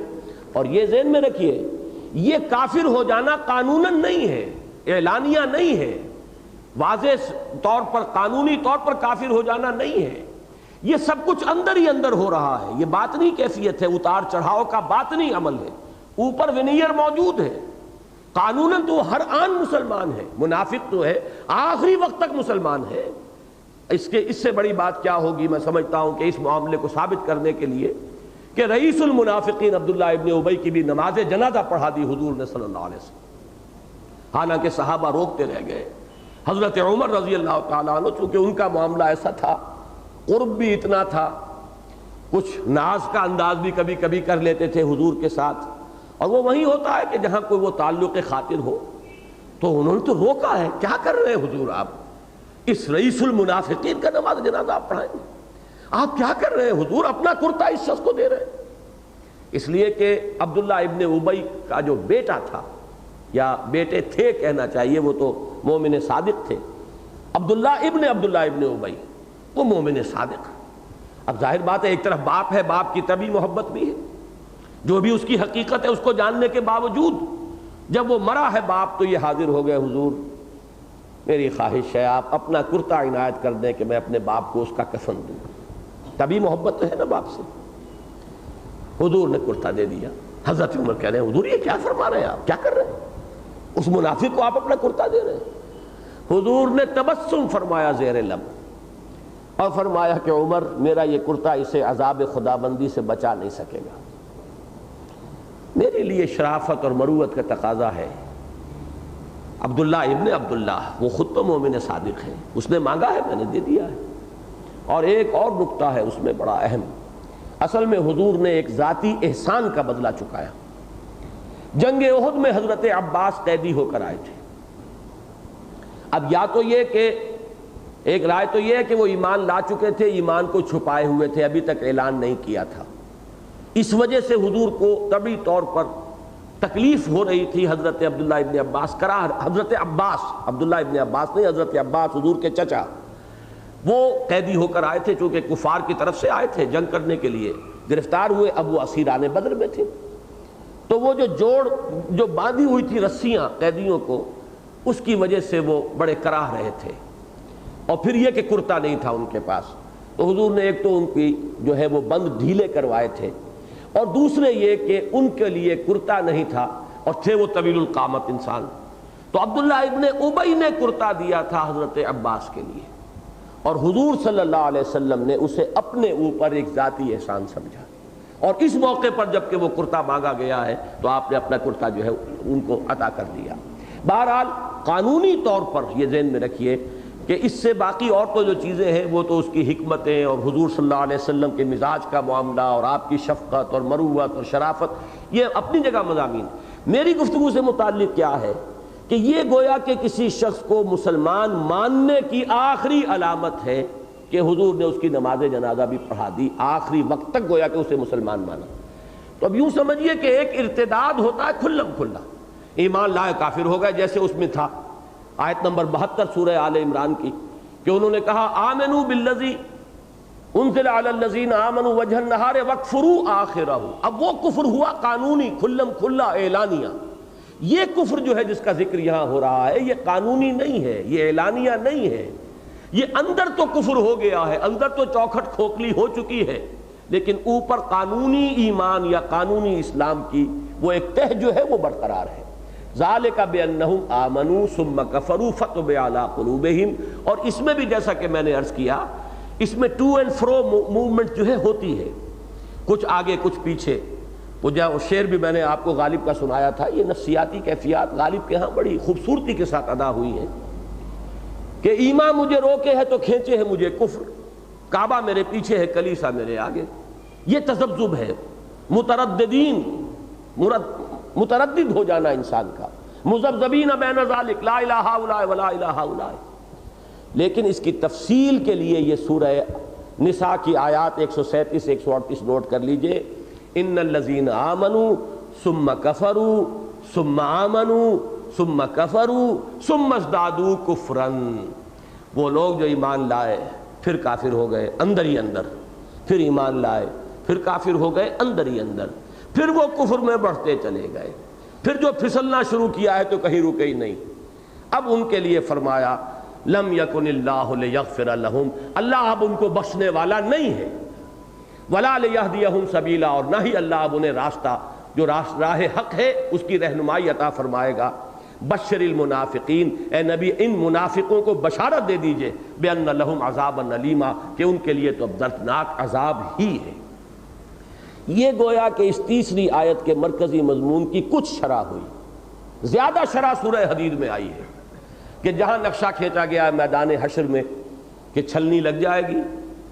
مسلمان جو ہے ان میں منافق بھی ہیں مومن بھی ہیں. مومن اور منافق کے درمیان علیحدہ کرنے کے لیے چھاج پھٹکتا ہے کہ اناج ایک طرف ہو جائے اور بھوسا جو ہے ایک طرف ہو جائے. وہ جو پھٹکنے والی کوئی مشین لگے گی اسے ہم پل صراط کہتے ہیں. اہل ایمان کو نور عطا ہوگا. یوم تری المؤمنین والمؤمنات یسعی نورہم بین ایدیہم وبایمانہم، ان کے سامنے بھی روشنی، ان کے داہنے ہاتھ میں بھی روشنی، داہنی طرف بھی روشنی. وہ تو اس راستے کو عبور کر جائیں گے. لیکن منافقین نہ ایمان کی روشنی، نہ اعمال صالحہ، نہ انفاق، نہ جہاد، وہ روشنی کہاں سے آئے؟ تو اس روز کہیں گے منافق مرد اور منافق عورتیں یوم یقول المنافقون والمنافقات للذین آمنوا انظرونا نقتبس من نورکم. وہ کہیں گے ذرا ٹھہرو، رکو، انتظار کرو، کہاں دوڑتے چلے جا رہے ہو، تمہاری روشنی سے ہم بھی استفادہ کر لیں. قیل ارجعوا وراءکم فالتمسوا نورا، کہا جائے گا لوٹ جاؤ پیچھے کی طرف اور تلاش کرو نور اگر ممکن ہے. فضرب بینہم بسور لہ باب، اسی اثناء میں ان کے مابین ایک فصیل حائل کر دی جائے گی. باطنہ فیہ الرحمہ، اس کے اندر کی طرف جہاں اہل ایمان نکل گئے وہاں رحمت ہی رحمت ہوگی. وظاہرہ من قبلہ العذاب، اور اس کے باہر کی طرف سامنے عذاب خداوندی کا نزول ہو جائے گا. جب یہ منافق عذاب خداوندی کی پکڑ میں آئیں گے چیخیں گے ینادونہم الم نکم معکم، پکار کر کہیں گے ان سے کہ تم کہاں آگے نکل گئے اور ہمارے اور تمہارے درمیان یہ زمین و آسمان کا فرق کیوں ہو گیا؟ دنیا میں ہم بھی مسلمان تھے، تم بھی مسلمان تھے، کیا ہم تمہارے ساتھ نہ تھے؟ اب وہ اہل ایمان جواب دیں گے. یہ آیت ہے جو میں نے یاد ہوگا سورہ حدید کے درس میں کہا تھا عظیم ترین آیات میں سے قرآن مجید کی. قالوا بلا، وہ کہیں گے کیوں نہیں، ہمارے ساتھ تھے. ولیکنکم فتنتم انفسکم، مگر تم نے اپنے آپ کو اپنے ہاتھوں فتنے میں مبتلا کیا. وہ فتنہ کیا ہے؟ وہ ترازو تم نے دنیا کی طرف جھکا دی. 8 محبتوں کو غالب آنے دیا اپنے دل پر. 3 محبتوں پر وہ جو محبتیں ہیں 8 غالب آ گئی. باپوں کی اور بیٹوں کی اور بھائیوں کی اور بیویوں کی اور رشتہ داروں کی اور مال کی اور کاروبار کی اور جائیداد کی محبتیں 8. تم نے ہی تو آخر پلڑا جھکایا. یہ جان لیجئے قرآن کا فلسفہ یہ ہے کہ رجحان کا فیصلہ کرنا جو ہے یہ انسان کو اللہ نے اختیار دیا ہے، اما شاکرم و اما کفورا، اختیار ہم نے دیا ہے، چاہے اس راستے پر جاؤ چاہے اس راستے پر جاؤ۔ یہ فیصلہ آپ کرتے ہیں کہ ان 3 چیزوں سے محبت زیادہ کرنی ہے یا ان 8 چیزوں سے محبت زیادہ کرنی ہے۔ اگر آپ نے ان 3 چیزوں کے مقابلے میں ان 8 چیزوں کی محبت کو اپنے دل پر زیادہ غالب ہونے دیا تو گویا کہ آپ نے اپنے آپ کو خود اپنے ہاتھوں فتنے میں ڈال دیا۔ وَلَٰكِنَّكُمْ فَتَنْتُمْ أَنفُسَكُمْ وَتَرَبَّصْتُمْ، جب یہ فتنہ ہو گیا تو تربص تو اب ہو گئی، اب گو مگو، انتظار، چلے نہ چلے، بڑھوں نہ بڑھوں، خطرہ ہے، وہ کھینچے ہے مجھے کفر، ایمان مجھے روکے ہے تو کھینچے ہے مجھے کفر، ایمان تو پکار رہا ہے نکلو راستے میں اللہ کی راہ میں، تپتی راہیں مجھ کو پکاریں اور دامن پکڑے چھاؤں گھنیری، یہ سایہ اور آرام، گھر کا آسائشیں، یہ کون چھوڑے گا؟ اور یہ میدان جنگ کی صعوبتیں اور تکالیف کون جھیلے؟ اس تربص میں مبتلا ہو۔ وَتَرَبَّصْتُمْ وَارْتَبْتُمْ، اب دیکھیے وہ وَارْتَبْتُمْ، میں نے جو آج مثال دی تھی کہ وہ حضور کے اوپر فقرہ چست کرتے تھے اور پھر سوچتے تھے کہ ہماری پکڑ کیوں نہیں ہوئی۔ نتیجہ کیا ہوا؟ اگر کسی درجے میں بھی کوئی یقین تھا حضور پر ایمان کا تو وہ بھی زائل ہو گیا۔ لولا يعذبنا اللہ بما نقول، کیوں نہیں اللہ ہمیں عذاب دے رہا اس پر جو ہم کہہ رہے ہیں۔ وہ ایمان اس طرح برف کے مانند جیسے پگھل رہی ہے برف، اگر کچھ تھوڑا بہت ایمان تھا وہ بھی اب برف کے مانند پگھلنا شروع ہو۔ وَارْتَبْتُمْ وَغَرَّتْكُمُ الْأَمَانِي، اب انسان سہارا لیتا ہے امانی، آخر کلمہ گو ہے، آخر ہم اللہ کو تو مانتے ہیں، یوم آخر کو مانتے ہیں، چلیے محمد پر ہمارا دل نہیں ٹھک رہا صلی اللہ علیہ وسلم، لیکن یہ کہ آخر موحد تو ہے نا ہم، توحید تو کا تو دامن تو ہم نے تھاما ہوا ہے، اور ہم اگر ہوں گے ہم کہیں گے آخر ہم کلمہ گو ہیں، محمد کے دامن سے وابستہ ہیں، امت محمد میں تو ہے، یہ پھر امانی ہے، یہ سہارا انسان لیتا ہے۔ ورنہ تو واقعہ یہ ہے اگر نہ ہو یہ فریب پہم تو دم نکل جائے آدمی کا۔ ایک بڑا پیارا شعر ہے یہ، اگرچہ اس کا پہلا مصرع کسی اور انداز کا ہے کہ بقدر پیمانہ تخیل فریب ہر شے میں ہے خودی کا، اگر نہ ہو یہ فریب پہم تو دم نکل جائے آدمی کا۔ اگر یہ اپنے آپ کو ہم سہارا نہ دیتے رہے، یہ جھوٹے سہارے، آخر کلمہ گو ہیں، اللہ بخشنے والا ہے، اللہ تو بڑا نکتہ نواز ہے، بڑا بخشنہار ہے، اس کی رحمت بڑی وسیع ہے، اور پھر یہ کہ ہم آخر کلمہ گو ہیں، محمد کے نام لیوا ہیں صلی اللہ علیہ وسلم، ان کے دامن سے وابستہ ہیں، آخر حضور نے شفاعت بھی کرنی ہے، کوئی نہ کوئی سہارا تو اپنے آپ کو دینا پڑتا ہے۔ اگر نہ ہو یہ فریب پہم تو دم نکل جائے آدمی کا، انسانی شخصیت اندر سے ایکسپلوڈ کر جائے گی، سپلٹ ہو جائے گی، وہ کمپوزڈ پرسن رہتا ہے آدمی اپنے آپ کو کسی نہ کسی سہارے سے اطمینان دلا کر، اپنے ضمیر کو مطمئن کر کے۔ وَغَرَّتْكُمُ الْأَمَانِيُّ حَتَّىٰ جَاءَ أَمْرُ اللَّهِ، یہاں تک کہ اللہ کا فیصلہ آ گیا، اس سے مراد موت بھی ہو سکتی ہے اور کوئی فیصلہ کن مرحلہ بھی آ سکتا ہے کہ جو اس دعوت اور تحریک کے ضمن میں آیا ہو۔ وَغَرَّكُمْ بِاللَّهِ الْغَرُورُ، اور تمہیں خوب دھوکہ دیا اللہ پر اس دھوکے باز نے۔ فَالْيَوْمَ لَا يُؤْخَذُ مِنْكُمْ فِدْيَةٌ وَلَا مِنَ الَّذِينَ كَفَرُوا، دنیا میں تم اہل ایمان کے ساتھ گڑمڑ تھے، یہاں تمہارا حشر اور انجام اب کافروں کے ساتھ ہوگا، نہ تم سے کوئی فدیہ قبول کیا جائے گا نہ کافروں سے کیا جائے گا، تمہارا اور ان کا سب کا ٹھکانہ جہنم ہے۔ وَبِئْسَ الْمَصِيرُ هِيَ مَوْلَاكُمْ وَبِئْسَ الْمَصِيرُ، اب تو وہی ہے تمہاری دمساز اور تمہاری غم گسار اور تمہاری ہمدرد، وہی آگ ہے اور بہت ہی برا ٹھکانہ ہے۔ تو یہ میں نے عرض کیا ہے اس کے ضمن میں کہ ذالک بانہم آمنوا ثم کفروا، جیسا کہ میں نے عرض کیا تھا نا کہ نفاق کا مضمون بڑے طویل مباحث میں آیا ہے، سورہ نساء اور سورہ توبہ خاص طور پر، چونکہ طویل صورتیں ہیں یہ قرآن مجید کی، یہ جو ہیں 11 آیات یہ تو لب لباب ہے، یہ تو نٹ شل میں وہ چیزیں ہیں کہ جو یہاں پر آ گئیں، لہذا ان کی اصل امپورٹ کو سمجھنے کے لیے اور امپورٹنس کو سمجھنے کے لیے پھر یہ کہ ان کے تمام حوالوں کے ساتھ بات جو ہے جب تک نہیں آئے گی اس وقت تک اصل حقیقت آپ کے سامنے منکشف نہیں ہوگی۔ ذالک بانہم آمنوا ثم کفروا، تو 2 باتیں نوٹ کی، یہ کفر ظاہری نہیں، کفر قانونی نہیں، یہ کفر باطنی ہے۔ نمبر 2، یہ بھی اچانک نہیں ہو جاتا بلکہ تدریجاً ہوتا ہے، آدمی گرا پھر اٹھا پھر گرا، پھر حوصلہ اور پست ہوا، تھوڑا سا اٹھا پھر گرا، یہاں تک کہ پھر آدمی جو ہے وہ پھسلتا چلا گیا۔ یہ ہے ذالک بانہم آمنوا ثم کفروا فطبع علی قلوبہم فہم لا یفقہون، یہ وہی انجام ہے کہ جو بدترین کافروں کا ہے۔ سورہ بقرہ کے پہلے رکوع میں جو آیت آئی ہے سواء علیہم انذرتہم ام لم تنذرہم لا یؤمنون ختم اللہ علی قلوبہم وعلی سمعہم وعلی ابصارہم غشاوہ، یہ کن کا ذکر ہے؟ کفار کا ذکر ہے، کھلم کھلا کافر۔ تو نتیجے کے اعتبار سے قانونی کافر اور حقیقی کافر اللہ کے ہاں برابر ہو جائیں گے، لہذا دنیا میں بھی ختم اللہ علی قلوبہم اور طبع علی قلوبہم فطبع علی قلوبہم، بات ایک ہی ہے، ان کے دلوں پر بھی مہر کر دی گئی، فہم لا یفقہون، اب وہ سمجھ نہیں رکھتے، ان میں فہم اور تفقہ باقی نہیں رہا۔ اب اس کے بعد جو ہے یہ 3 آیات تو تھیں بہت اصولی، اس کے بعد کی جو آیات ہیں یہ کچھ واقعاتی ہیں، اور ان کے ضمن میں بھی مرض نفاق کا جو آخری مرحلہ ہے وہ آپ کے سامنے آئے گا۔ فرمایا وَإِذَا رَأَيْتَهُمْ، اور جب تم انہیں دیکھتے ہو، تُعْجِبُكَ أَجْسَامُهُمْ، ان کے جسم تن و توش تمہیں بڑے اچھے لگتے ہیں۔ اب اس کو نوٹ کیجئے گا، ظاہر بات ہے جنہیں دنیا عزیز ہے، جو بچ بچ کر چلتے ہیں، ان کے تن و توش نہیں ہوں گے تو اور کیا ہوگا؟ وہ بیچارے کہ جو جنہیں کھانے کو نہیں مل رہا، فاقے آ رہے ہیں، جو حلال پر اکتفا کر رہے ہیں، ان کے لیے تو 2 وقت کی روٹی مشکل ہے، لہذا یہ تن و توش جو ہے یہ کن کے ہوتے تھے؟ انہی منافقین کے۔ فرمایا اذا رأیتہم تعجبک اجسامہم، جب تم انہیں دیکھتے ہو تو ان کے جسم تمہیں بڑے اچھے لگتے ہیں، بڑا تن و توش ہے، بڑے تنو مند لوگ ہیں، بڑے صحت مند لوگ ہیں، خون جو ہے چھلک رہا ہے ان کے گالوں سے، ان کے چہرے سے معلوم ہوتا ہے کہ خون کی جو ہے وہ کوئی پھوار پھوٹ بہے گی، ابھی نظر آ رہا۔ اسی پہ چاہتا ہوں کہ آپ نوٹ کر لیں سورہ توبہ کی 2 آیتیں، یہ آیت نمبر 55 ہے اور آیت نمبر 85۔ فَلَا تُعْجِبْكَ أَمْوَالُهُمْ وَلَا أَوْلَادُهُمْ، اے نبی آپ کو ان کے، یا اے نبی یا اے مخاطب، جو بھی مخاطب ہو، تمہیں اچھے نہ لگیں، نہ بھائیں تمہیں ان کے مال اور نہ ان کی اولاد۔ انما یرید اللہ لیعذبہم بہا فی الحیات الدنیا، اللہ تعالیٰ انہی کے ذریعے سے انہیں اس دنیا کی زندگی میں عذاب دینا چاہتا ہے۔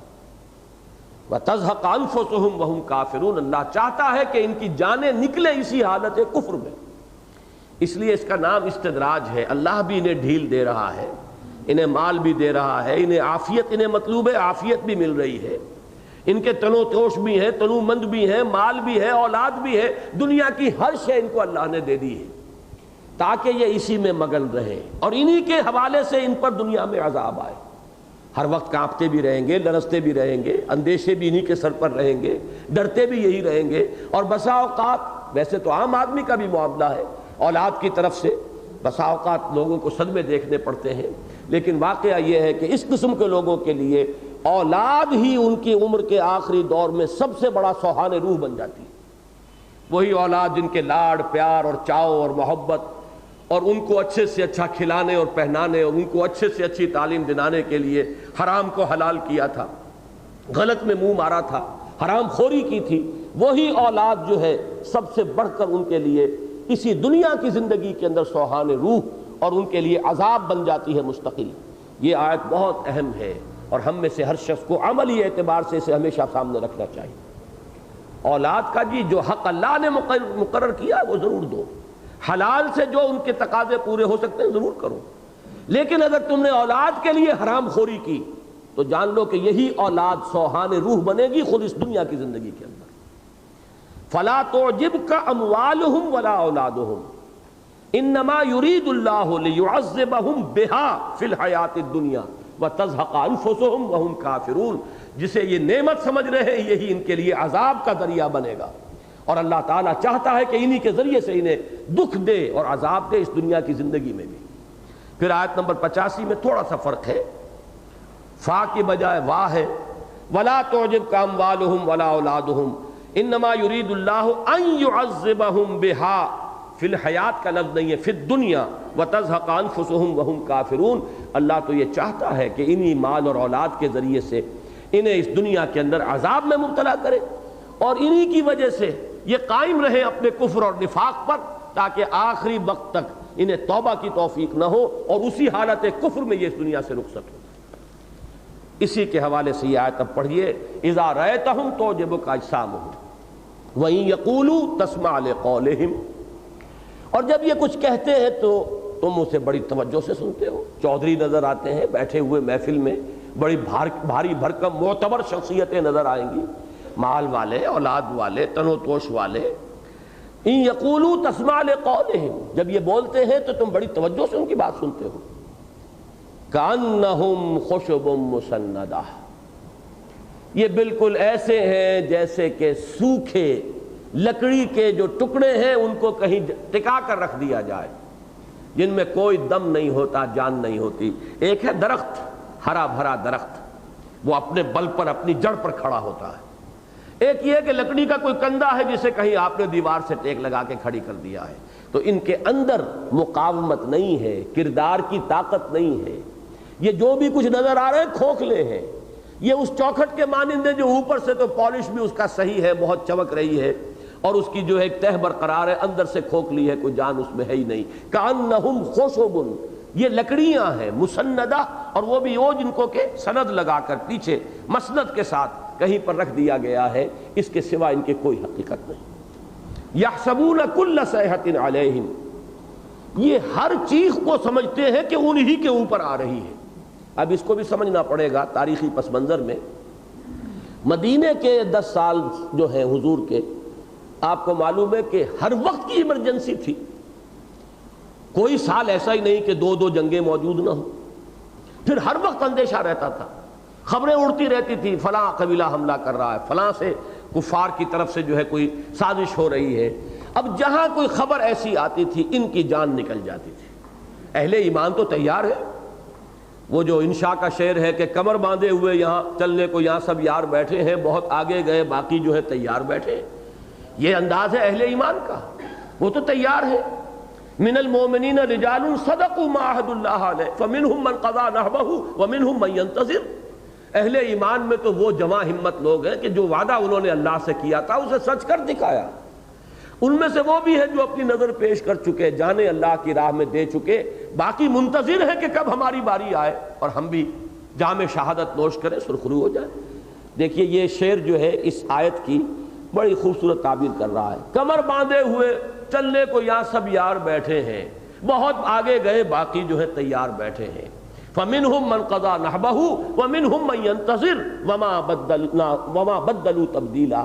لیکن ان منافقین کا کیا ہوتا تھا, جہاں کوئی کھٹکا ہوا, کہیں سے کوئی افواہ آ گئی, کہیں سے کوئی اندیشہ ہوا, کوئی شور مچ گیا, بس ان کی جان نکل جاتی ہے. یحسبون کل صیحۃ علیہم, وہ جانتے ہیں سمجھتے ہیں کہ ہر جو آواز کہیں سے ہوئی, کھٹکا ہوا, شور ہوا, تو سمجھتے ہیں کہ ہمارے اوپر ہی کوئی شامت آنے والی ہے. فرمایا ہم العدو, یہ لفظ تیسرا میں نے عرض کیا تھا, یہ 3rd سٹیج ہے فائنل. یہ ہے دشمن. ہم العدو, اے نبی پہچانیے, اے مسلمانوں پہچانو. یہ تمہارا 5th کالمسٹ عنصر, جماعتی زندگی کے اندر جڑیں کھوکھلی کرنے والا عنصر یہ ہے. ہم العدو, یہ اپنے بن کر بارے آستین بن کر ڈنک مارتے ہیں. ہم العدو فاحذرہم, حذر کہتے ہیں بچاؤ کو, اسی لیے ڈھال کو حذر کہتے ہیں کہ وار تلوار کا آپ روک سکیں.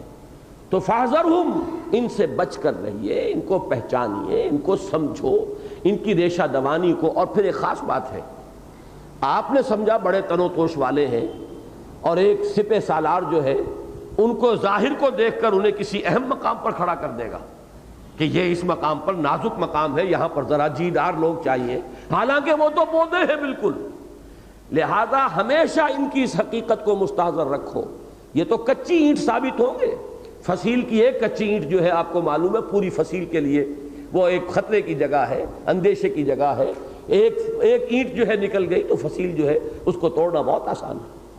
تو فرمایا ہم العدو فاحذرہم قاتلہم اللہ انا یؤفکون, اللہ انہیں غارت کرے, یہ کہاں سے لوٹے جا رہے ہیں, کہاں سے لوٹائے جا رہے ہیں. یہ یؤفکون جو ہے یہ بھی بہت اہم ہے.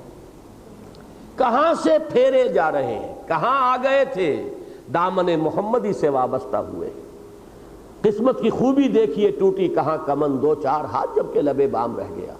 ان کی بدبختی کا اندازہ کرو کہ یہ حضور کا زمانہ انہیں ملا, انہیں توفیق ملی ایمان لانے کی, حضور کی صحبت سے فیضیاب ہونے کے مواقع ملے, لیکن وہ مال پیارا, جان پیاری, اولاد پیاری, یہ پیار جو ہے قل ان کان آباؤکم وابناؤکم واخوانکم وازواجکم وعشیرتکم واموال اقترفتموها وتجارۃ تخشون کسادها ومساکن ترضونها.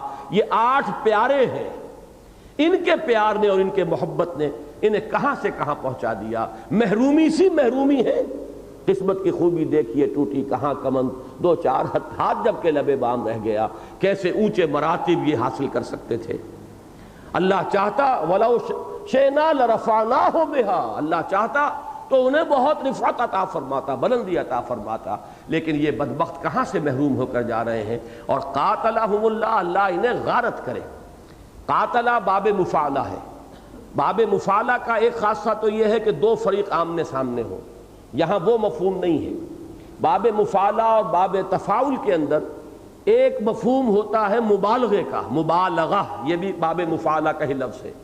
زیادہ تاکید. قاتلہ، ان کو اللہ غارت کرے، برباد کرے، تباہ کرے. قاتلہم اللہ انا یوفکون، کہاں سے لوٹائے جا رہے ہیں، کہاں سے پھرائے جا رہے ہیں.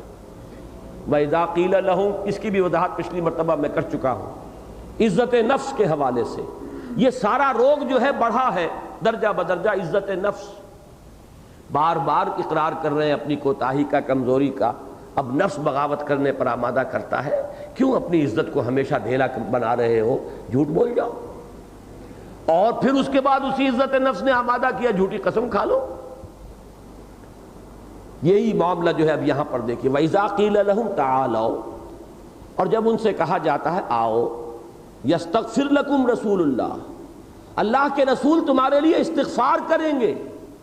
یعنی آؤ اپنی خطا تسلیم کر لو، کوتاہی مان لو، کمزوری کا ظہور ہوا ہے اعتراف کر لو، خود بھی اللہ سے استغفار کرو اور اللہ کے رسول بھی تمہارے لیے استغفار کریں گے. قرآن مجید میں دوسری جگہ پر بھی آیا ہے فاستغفروا اللہ واستغفر لهم الرسول لوجدوا اللہ توابا رحیما. اگر وہ خود بھی استغفار کرتے اور رسول بھی ان کے لیے استغفار کرتے صلی اللہ علیہ وسلم تو وہ پاتے اللہ کو کہ بہت ہی توبہ کا قبول فرمانے والا اور رحم فرمانے والا ہے. کیونکہ وہ میں نے عرض کیا تھا وہ ہے ضعف ایمان کا، ضعف ایمان، وہ نفاق نہیں ہے. جب آدمی اعتراف کر لے، غلطی مان لے، توبہ کرے، آئندہ کے لیے عزم کرے، ارادہ کرے، وعدہ بھی کرے کہ آئندہ انشاءاللہ مجھ سے یہ خطا نہیں ہوگی، آپ بھی میرے لیے دعا کریں، اللہ مجھے استقامت عطا فرمائے، اللہ تعالیٰ میرے پائے ثبات کے اندر لغزش آنے سے مجھے بچائے. یہ ساری کیفیت اگر ہے تو اسے نفاق نہیں کہیں گے معاذ اللہ، یہ ضعف ایمان ہے. اور ضعف ایمان کی شکل میں کیا ہوتا؟ وہ خود بخود آتے، حضور کی خدمت میں حاضر ہوتے، خود بھی اپنی غلطی سے اللہ تعالیٰ سے استغفار کرتے اور حضور سے بھی درخواست کرتے کہ آپ میرے لیے استغفار کیجئے. تو جب ان کو مسلمان مشورہ دیتے تھے بھائی کوئی بات نہیں، ہو جاتی ہے غلطی، کوتاہی ہو جاتی ہے، شیطان ورغلا لیتا ہے، نفس وقتی طور پر انسان کو جو ہے غلط کام پر آمادہ کر لیتا ہے، کوئی بات نہیں، اللہ تواب ہے، رحیم ہے، غفور ہے. آؤ نا، آ کر اپنی غلطی کا اعتراف کر لو.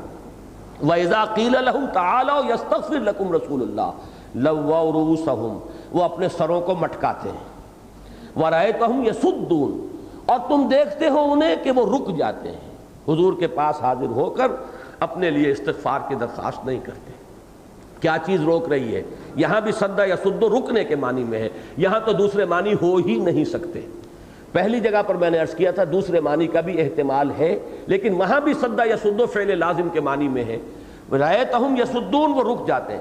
اور اس میں گویا کہ تصویر لفظی ہے کہ کوئی چیز ہے ان کے قدموں کو روک دیتی ہے. کیوں نہیں حضور کی خدمت میں حاضر ہوتے؟ کیا چیز ان کے قدموں کو روک رہی ہے؟ وہ جھوٹی عزت نفس، وہ اندر کی انا کہ کیسے جا کر اپنی بات مان لیں، کیسے کوتاہی کا اعتراف کریں، کیسے غلطی تسلیم کر لیں. یہ چیز تو در حقیقت ایمان کی رمق ہو تو ہوگا، اور اگر وہ نفاق کی اس حد کو پہنچ چکے ہیں تو اب ان کے لیے ممکن نہیں ہے. تو جب ان سے کہا جاتا ہے کہ آؤ اللہ کے رسول تمہارے لیے استغفار کریں گے، لووا رؤوسہم، وہ اپنے سروں کو مٹکا کے رہ جاتے ہیں. کہہ تو کچھ نہیں سکتے، جواب کیا دیں گے؟ یہ سر کا مٹکانا جو ہے یہ اس موقع پر آتا ہے جب کہ کہنے کے لیے لفظ کوئی موجود نہ ہو. رأیتہم یصدون وہم مستکبرون، اور تم دیکھتے ہو کہ وہ رکے رہ جاتے ہیں اور وہ استکبار میں اور گھمنڈ میں مبتلا ہے. سواء علیہم استغفرت لہم ام لم تستغفر لہم، برابر ہے ان کے حق میں اے نبی کہ آپ استغفار کریں یا نہ کریں.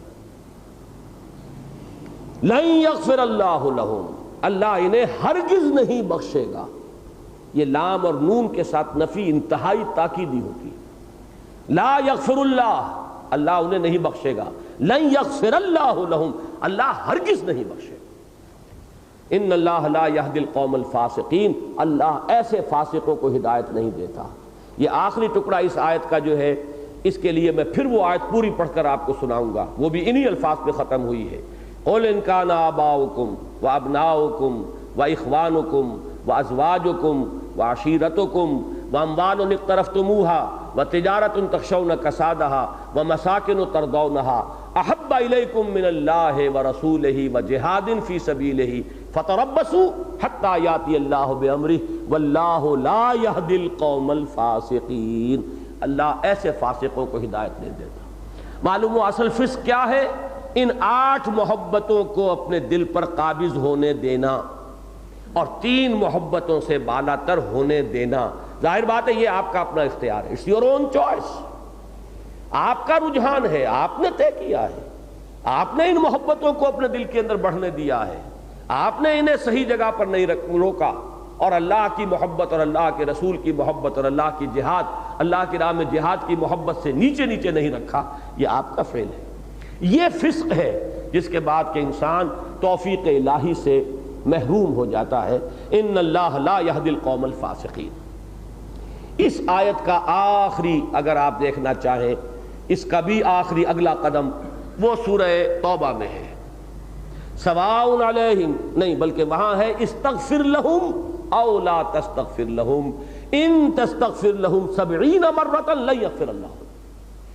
آپ اے نبی چاہے ان کے لیے استغفار کریں چاہے نہ کریں، اگر آپ 70 مرتبہ بھی استغفار کریں گے تب بھی اللہ انہیں نہیں بخشے.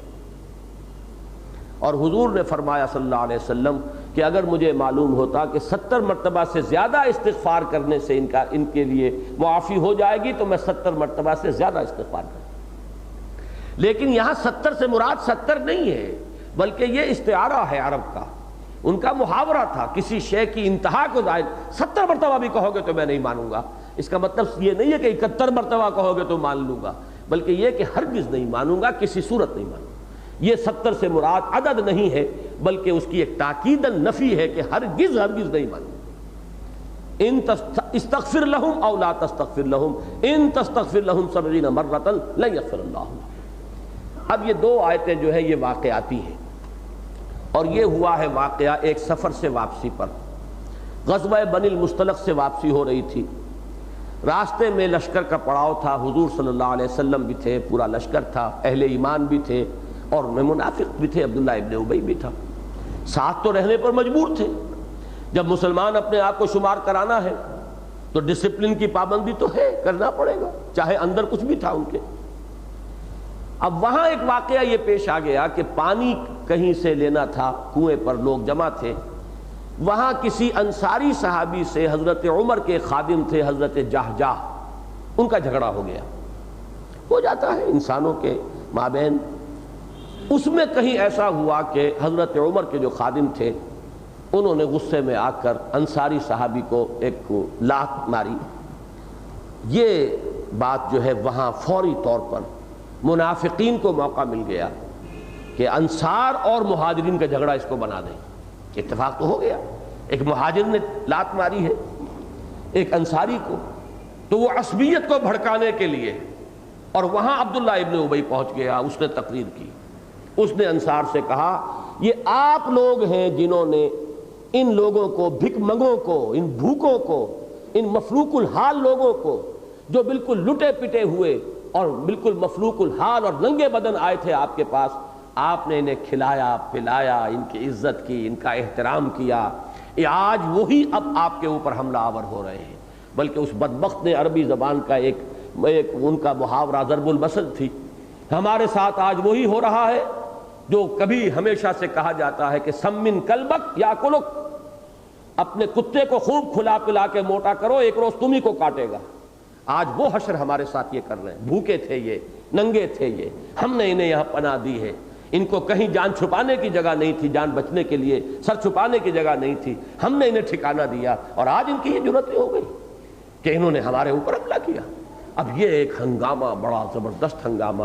اسی میں اس نے یہ بھی کہا بس ٹھیک ہے جی اب فیصلہ ہو گیا ہے، اب جب ہم مدینے واپس پہنچ جائیں گے تو جو عزت والے ہیں ان ذلیلوں کو نکال باہر کریں گے۔ اور اسی میں اس نے یہ بھی کہا کہ یہ سب کچھ جو یہ بڑے بنے پھرتے ہیں اہل ایمان اور مجاہد اور بڑے دیوانے محمد کے اور دین کے اور اللہ کے، یہ سب آپ لوگوں کے چندوں کی وجہ سے ہے۔ اگر ذرا ہاتھ روک لیں گے یہ سب دیکھنا ان بستیوں کو تم کے ویراں ہو گئیں، جب تک کھانے پینے کو آپ لوگ دے رہے ہیں انہیں، انصار جو ان سے خطاب کر رہا ہے، اسی وقت تک یہ جمع ہے، یہ دودھ پینے والے مجنو ہیں، جب وقت آئے گا اور آپ لوگ ہاتھ روک لیں گے تو یہ سب منتشر ہو جائیں گے، سب ساتھ چھوڑ جائیں گے، یہ نشہ حرن ہو جائے گا ان کا، سب اللہ رسول کو بھول جائیں گے۔ اس قسم کی بکواس اس شخص نے کی۔ وہاں ایک مہاجر صحابی موجود تھے، انہوں نے وہ بات سنی، آ کر حضور کو خبر دی۔ حضور صلی اللہ علیہ وسلم نے بلایا، جواب طلبی کی عبداللہ ابن ابی سے۔ وہ صاف قسمیں کھا گیا کہ جھوٹ بولتا ہے یہ شخص، یہ بڑا فتنہ انگیز انسان ہے، آپ خام خواہ ایسے لوگوں کی باتوں پر اعتماد کر لیتے ہیں، خدا کی قسم میں نے یہ الفاظ نہیں کہے۔ اب معاملہ جو ہے اس بیچارے مہاجر کا جو ہے صورتحال، اب ظاہر بات ہے کہ رئیس خزرج ہے، یہ بھی ذہن میں رکھیے، یہ عام آدمی نہیں تھا عبداللہ ابن ابی۔ خزرج کا قبیلہ مدینے کے دونوں قبیلوں میں سے بڑا تھا، اوس کا قبیلہ چھوٹا، خزرج کا بڑا۔ حضور نے جب بیعت عقبہ ثانیہ کے بعد 12 رقیب مقرر کیے تھے تو 9 خزرجی تھے، 3 اوسی تھے۔ اور یہ بھی میں نے بارہا آپ کو بتایا ہے کہ ان کے مابین یہ ایکویشن طے تھی مدینے میں حضور کے آنے سے پہلے کہ اگر اوسی قتل کر دے گا خزرجی کو تو 3 گنا زیادہ دیت دینی پڑے گی، اور خزرجی اگر اوسی کو قتل کر دے گا تو وہ 1/3 اس کے مقابلے میں، یعنی گویا کہ 1 اور 3 کی نسبت تھی، یعنی جان کی خون کی قیمت میں بھی 1 اور 3 کی نسبت۔ اور اتفاق یہ ہے کہ حضور نے جب نقیب مقرر کیے تو 9 تھے خزرجی اور 3 تھے اوسی، اور خزرج کا یہ سب سے بڑا سردار تھا، اور اس کی بادشاہت کا فیصلہ ہو چکا تھا، اس کے لیے تیار کر لیا گیا تھا سونے کا ایک تاج، بس تاج پوشی کی رسم باقی رہ گئی تھی کہ حضور تشریف لے آئے۔ اس کے سارے خواب جو ہے حکومت کے اور بادشاہت کے وہ منتشر ہوئے، اور ہوئے حضور کی وجہ سے۔ اب بے تاج بادشاہ آ گیا صلی اللہ علیہ وسلم، کسی اور کی چودراہٹ اور کسی اور کی تاج پوشی کا سوال نہیں تھا، لہذا اس شخص کو تو پرسنل لیول پر بھی حضور سے بڑی گریونس تھی اور ایک طرح کی بہت سا بغض اور دشمنی تھی، اس کا اس نے یہ موقع نکالا۔ لیکن چونکہ بڑا سردار تھا، اور میں یہاں پہ وہ واقعہ بھی نوٹ کر دوں کہ جب حضرت عائشہ رضی اللہ تعالی عنہا پر جو تہمت لگی ہے وہ بھی اسی سفر کے دوران کا واقعہ ہے، اور مدینے میں جا کر جب اس نے طوفان اٹھایا ہے تو حضور نے ایک مرتبہ دلگیر ہو کر رنجیدگی کی کیفیت میں یہ الفاظ کہے کہ کیا کوئی شخص ایسا نہیں ہے جو اس کی ایذا رسانی سے مجھے بچا سکے، یعنی کوئی شخص اس کی گوشمالی کرے۔ تو حضرت سعد ابن عبادہ، اب یہ 2 نمبر کے سردار تھے خزرج کے، سعد ابن عبادہ، نمبر 3 پر تھے سعد ابن معاذ رضی اللہ تعالیٰ عنہ۔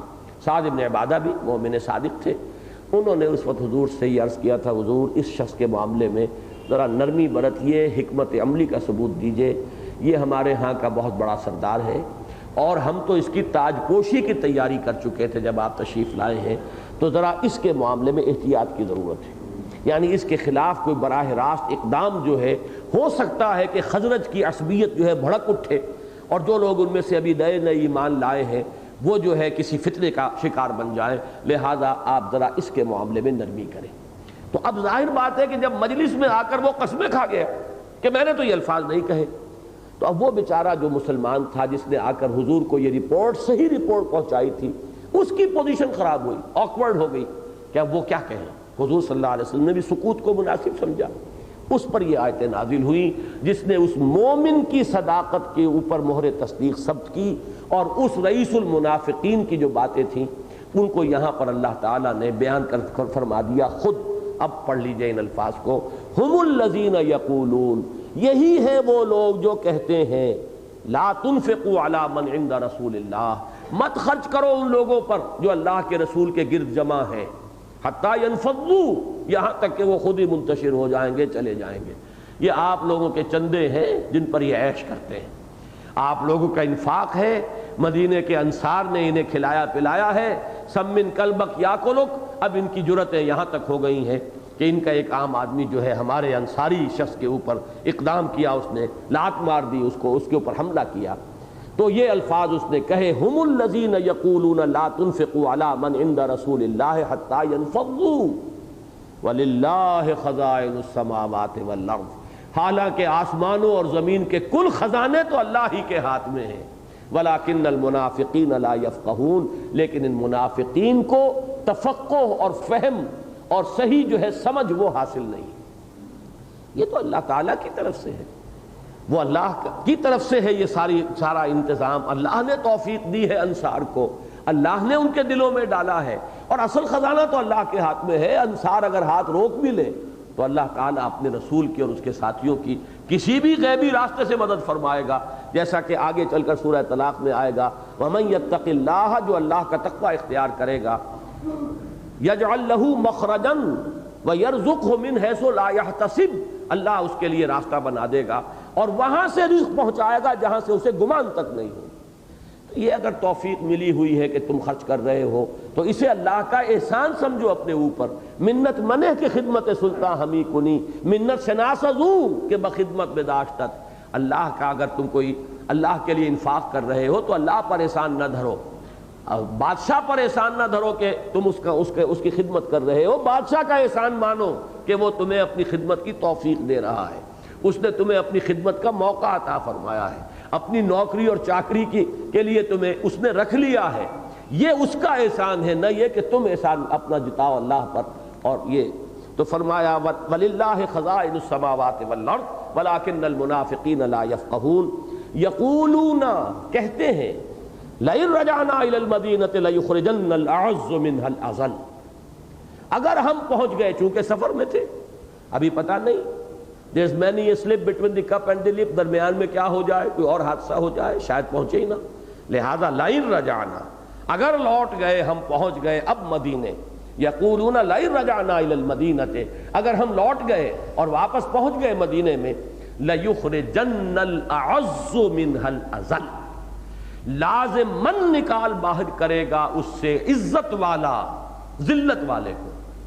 اور یہاں نوٹ کیجئے آپ، افعل التفضیل کا صیغہ ہے، اعز بہت عزت والا، ہم ہیں عزت والے، ہم سنز آف دی سوائل ہیں، ہم مالکان دیہ ہیں، یہ جو یہاں کی آپ کے معاشرے کے مالکان دیہ، چودھری، راجپوت، یہ کمی کاری لوگ جو ہیں، یہ تو ہمارے طفیل کچھ ٹکڑے ان کو مل رہے ہیں، تو ان کی حیثیت کیا ہے؟ بھک منگے آئے تھے، یہ لٹے پٹے ہوئے آئے تھے، ہم نے ان کو سہارا دیا، تو ہم اعز ہیں، صرف عزیز نہیں، اعز، کبیر نہیں اکبر، حسین نہیں احسن، تو ہم ہیں اعز، اور یہ ہے اذل، یہ ذلیل ہے، اور ذلیل ہی نہیں اذل ہے۔ البتہ ایک لفظ نوٹ کیجئے گا، ذلیل کے معنی ہماری اردو زبان میں کمزوری کے علاوہ کمینگی کے بھی آتے ہیں، عربی میں یہ مفہوم نہیں ہے، اس میں ذلت صرف ضعف کے معنی میں آتا ہے، اس لیے کہ یہ لفظ صحابہ کے لیے اللہ تعالیٰ نے خود استعمال کیا ہے، وَلَقَدْ نَصَرَكُمُ اللَّهُ بِبَدْرٍ وَأَنْتُمْ أَذِلَّةٌ، اے مسلمانوں اللہ نے تمہاری مدد کی تھی بدر میں حالانکہ تم بہت کمزور تھے، ضعیف تھے۔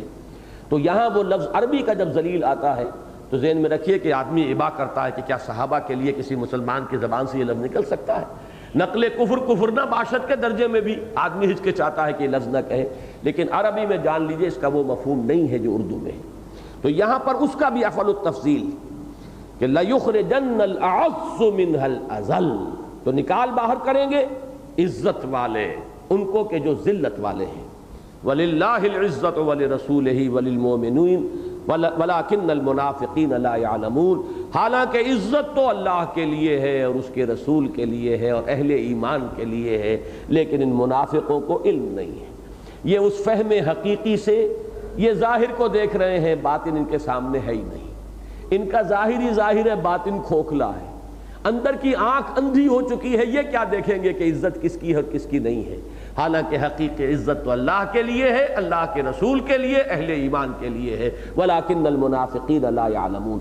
اب یہاں نوٹ کر لیجئے، ایک تو واقعہ کی حد تک میں بات مکمل کر دوں، جب مدینے پہنچ گیا یہ لشکر تو وہی عبداللہ ابن ابی، وہ جو اس عبداللہ ابن ابی کے جو بیٹے تھے اور وہ مومن صادق تھے نوجوان، انہوں ظاہر بات ہے یہ سارے واقعات ہوئے ہیں، تو وہ تلوار اپنی کھینچ کر مدینے کے دروازے پر کھڑے ہو گئے اور باپ کو کہا کہ اب تم داخل نہیں ہو سکتے مدینے میں جب تک کہ تم اقرار نہ کرو کہ عزت والے محمد ہیں اور تم ذلیل ہو صلی اللہ علیہ وسلم۔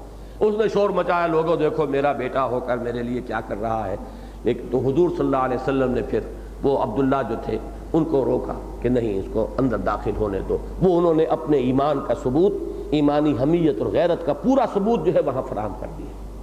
اور ان دو آیات کو اب سمجھیے، میں نے الفاظ استعمال کیے تھے، آپ کو یاد ہوگا پچھلے درس میں تمہید میں، کہ نفاق کو مرض کہا گیا، فی قلوبہم مرض فزادہم اللہ مرضا۔ اب مرض کے سلسلے میں ایک سبب ہوتا ہے، اصل سبب کیا ہے، پھر اس کی علامات کیا ہیں، پھر اس کا پروگنوسس کیا ہے، کتنی توقع ہے صحت یابی کی، اور کس درجے میں مایوسی کا معاملہ ہے، پھر علاج کے سائڈ پر اس کا پریونٹیو ٹریٹمنٹ کیا ہے، تحفظ کیا ہے، کس طریقے سے بچا جا سکتا ہے اس مرض کی چھوت سے، اور اگر ہو ہی جائے، انفیکشن ہو ہی جائے، چھوت لگی جائے، تو پھر کیوریٹیو ٹریٹمنٹ کیا ہے۔ ان میں سے پہلی تین چیزیں یہاں بیان ہوئی۔ اصل مرض کیا ہے وہ میں آپ سے عرض کر چکا ہوں، وہ جو آیا تربص جو میں نے آپ کو سنائی، ان 8 محبتوں کے مقابلے میں 3 محبتوں کو نیچے لے جانا، یہ ہے سٹارٹنگ پوائنٹ۔ ذالک بانہم آمنوا ثم کفروا، ایمان لائے تھے لیکن پھر وہ اس سے محروم ہو گئے۔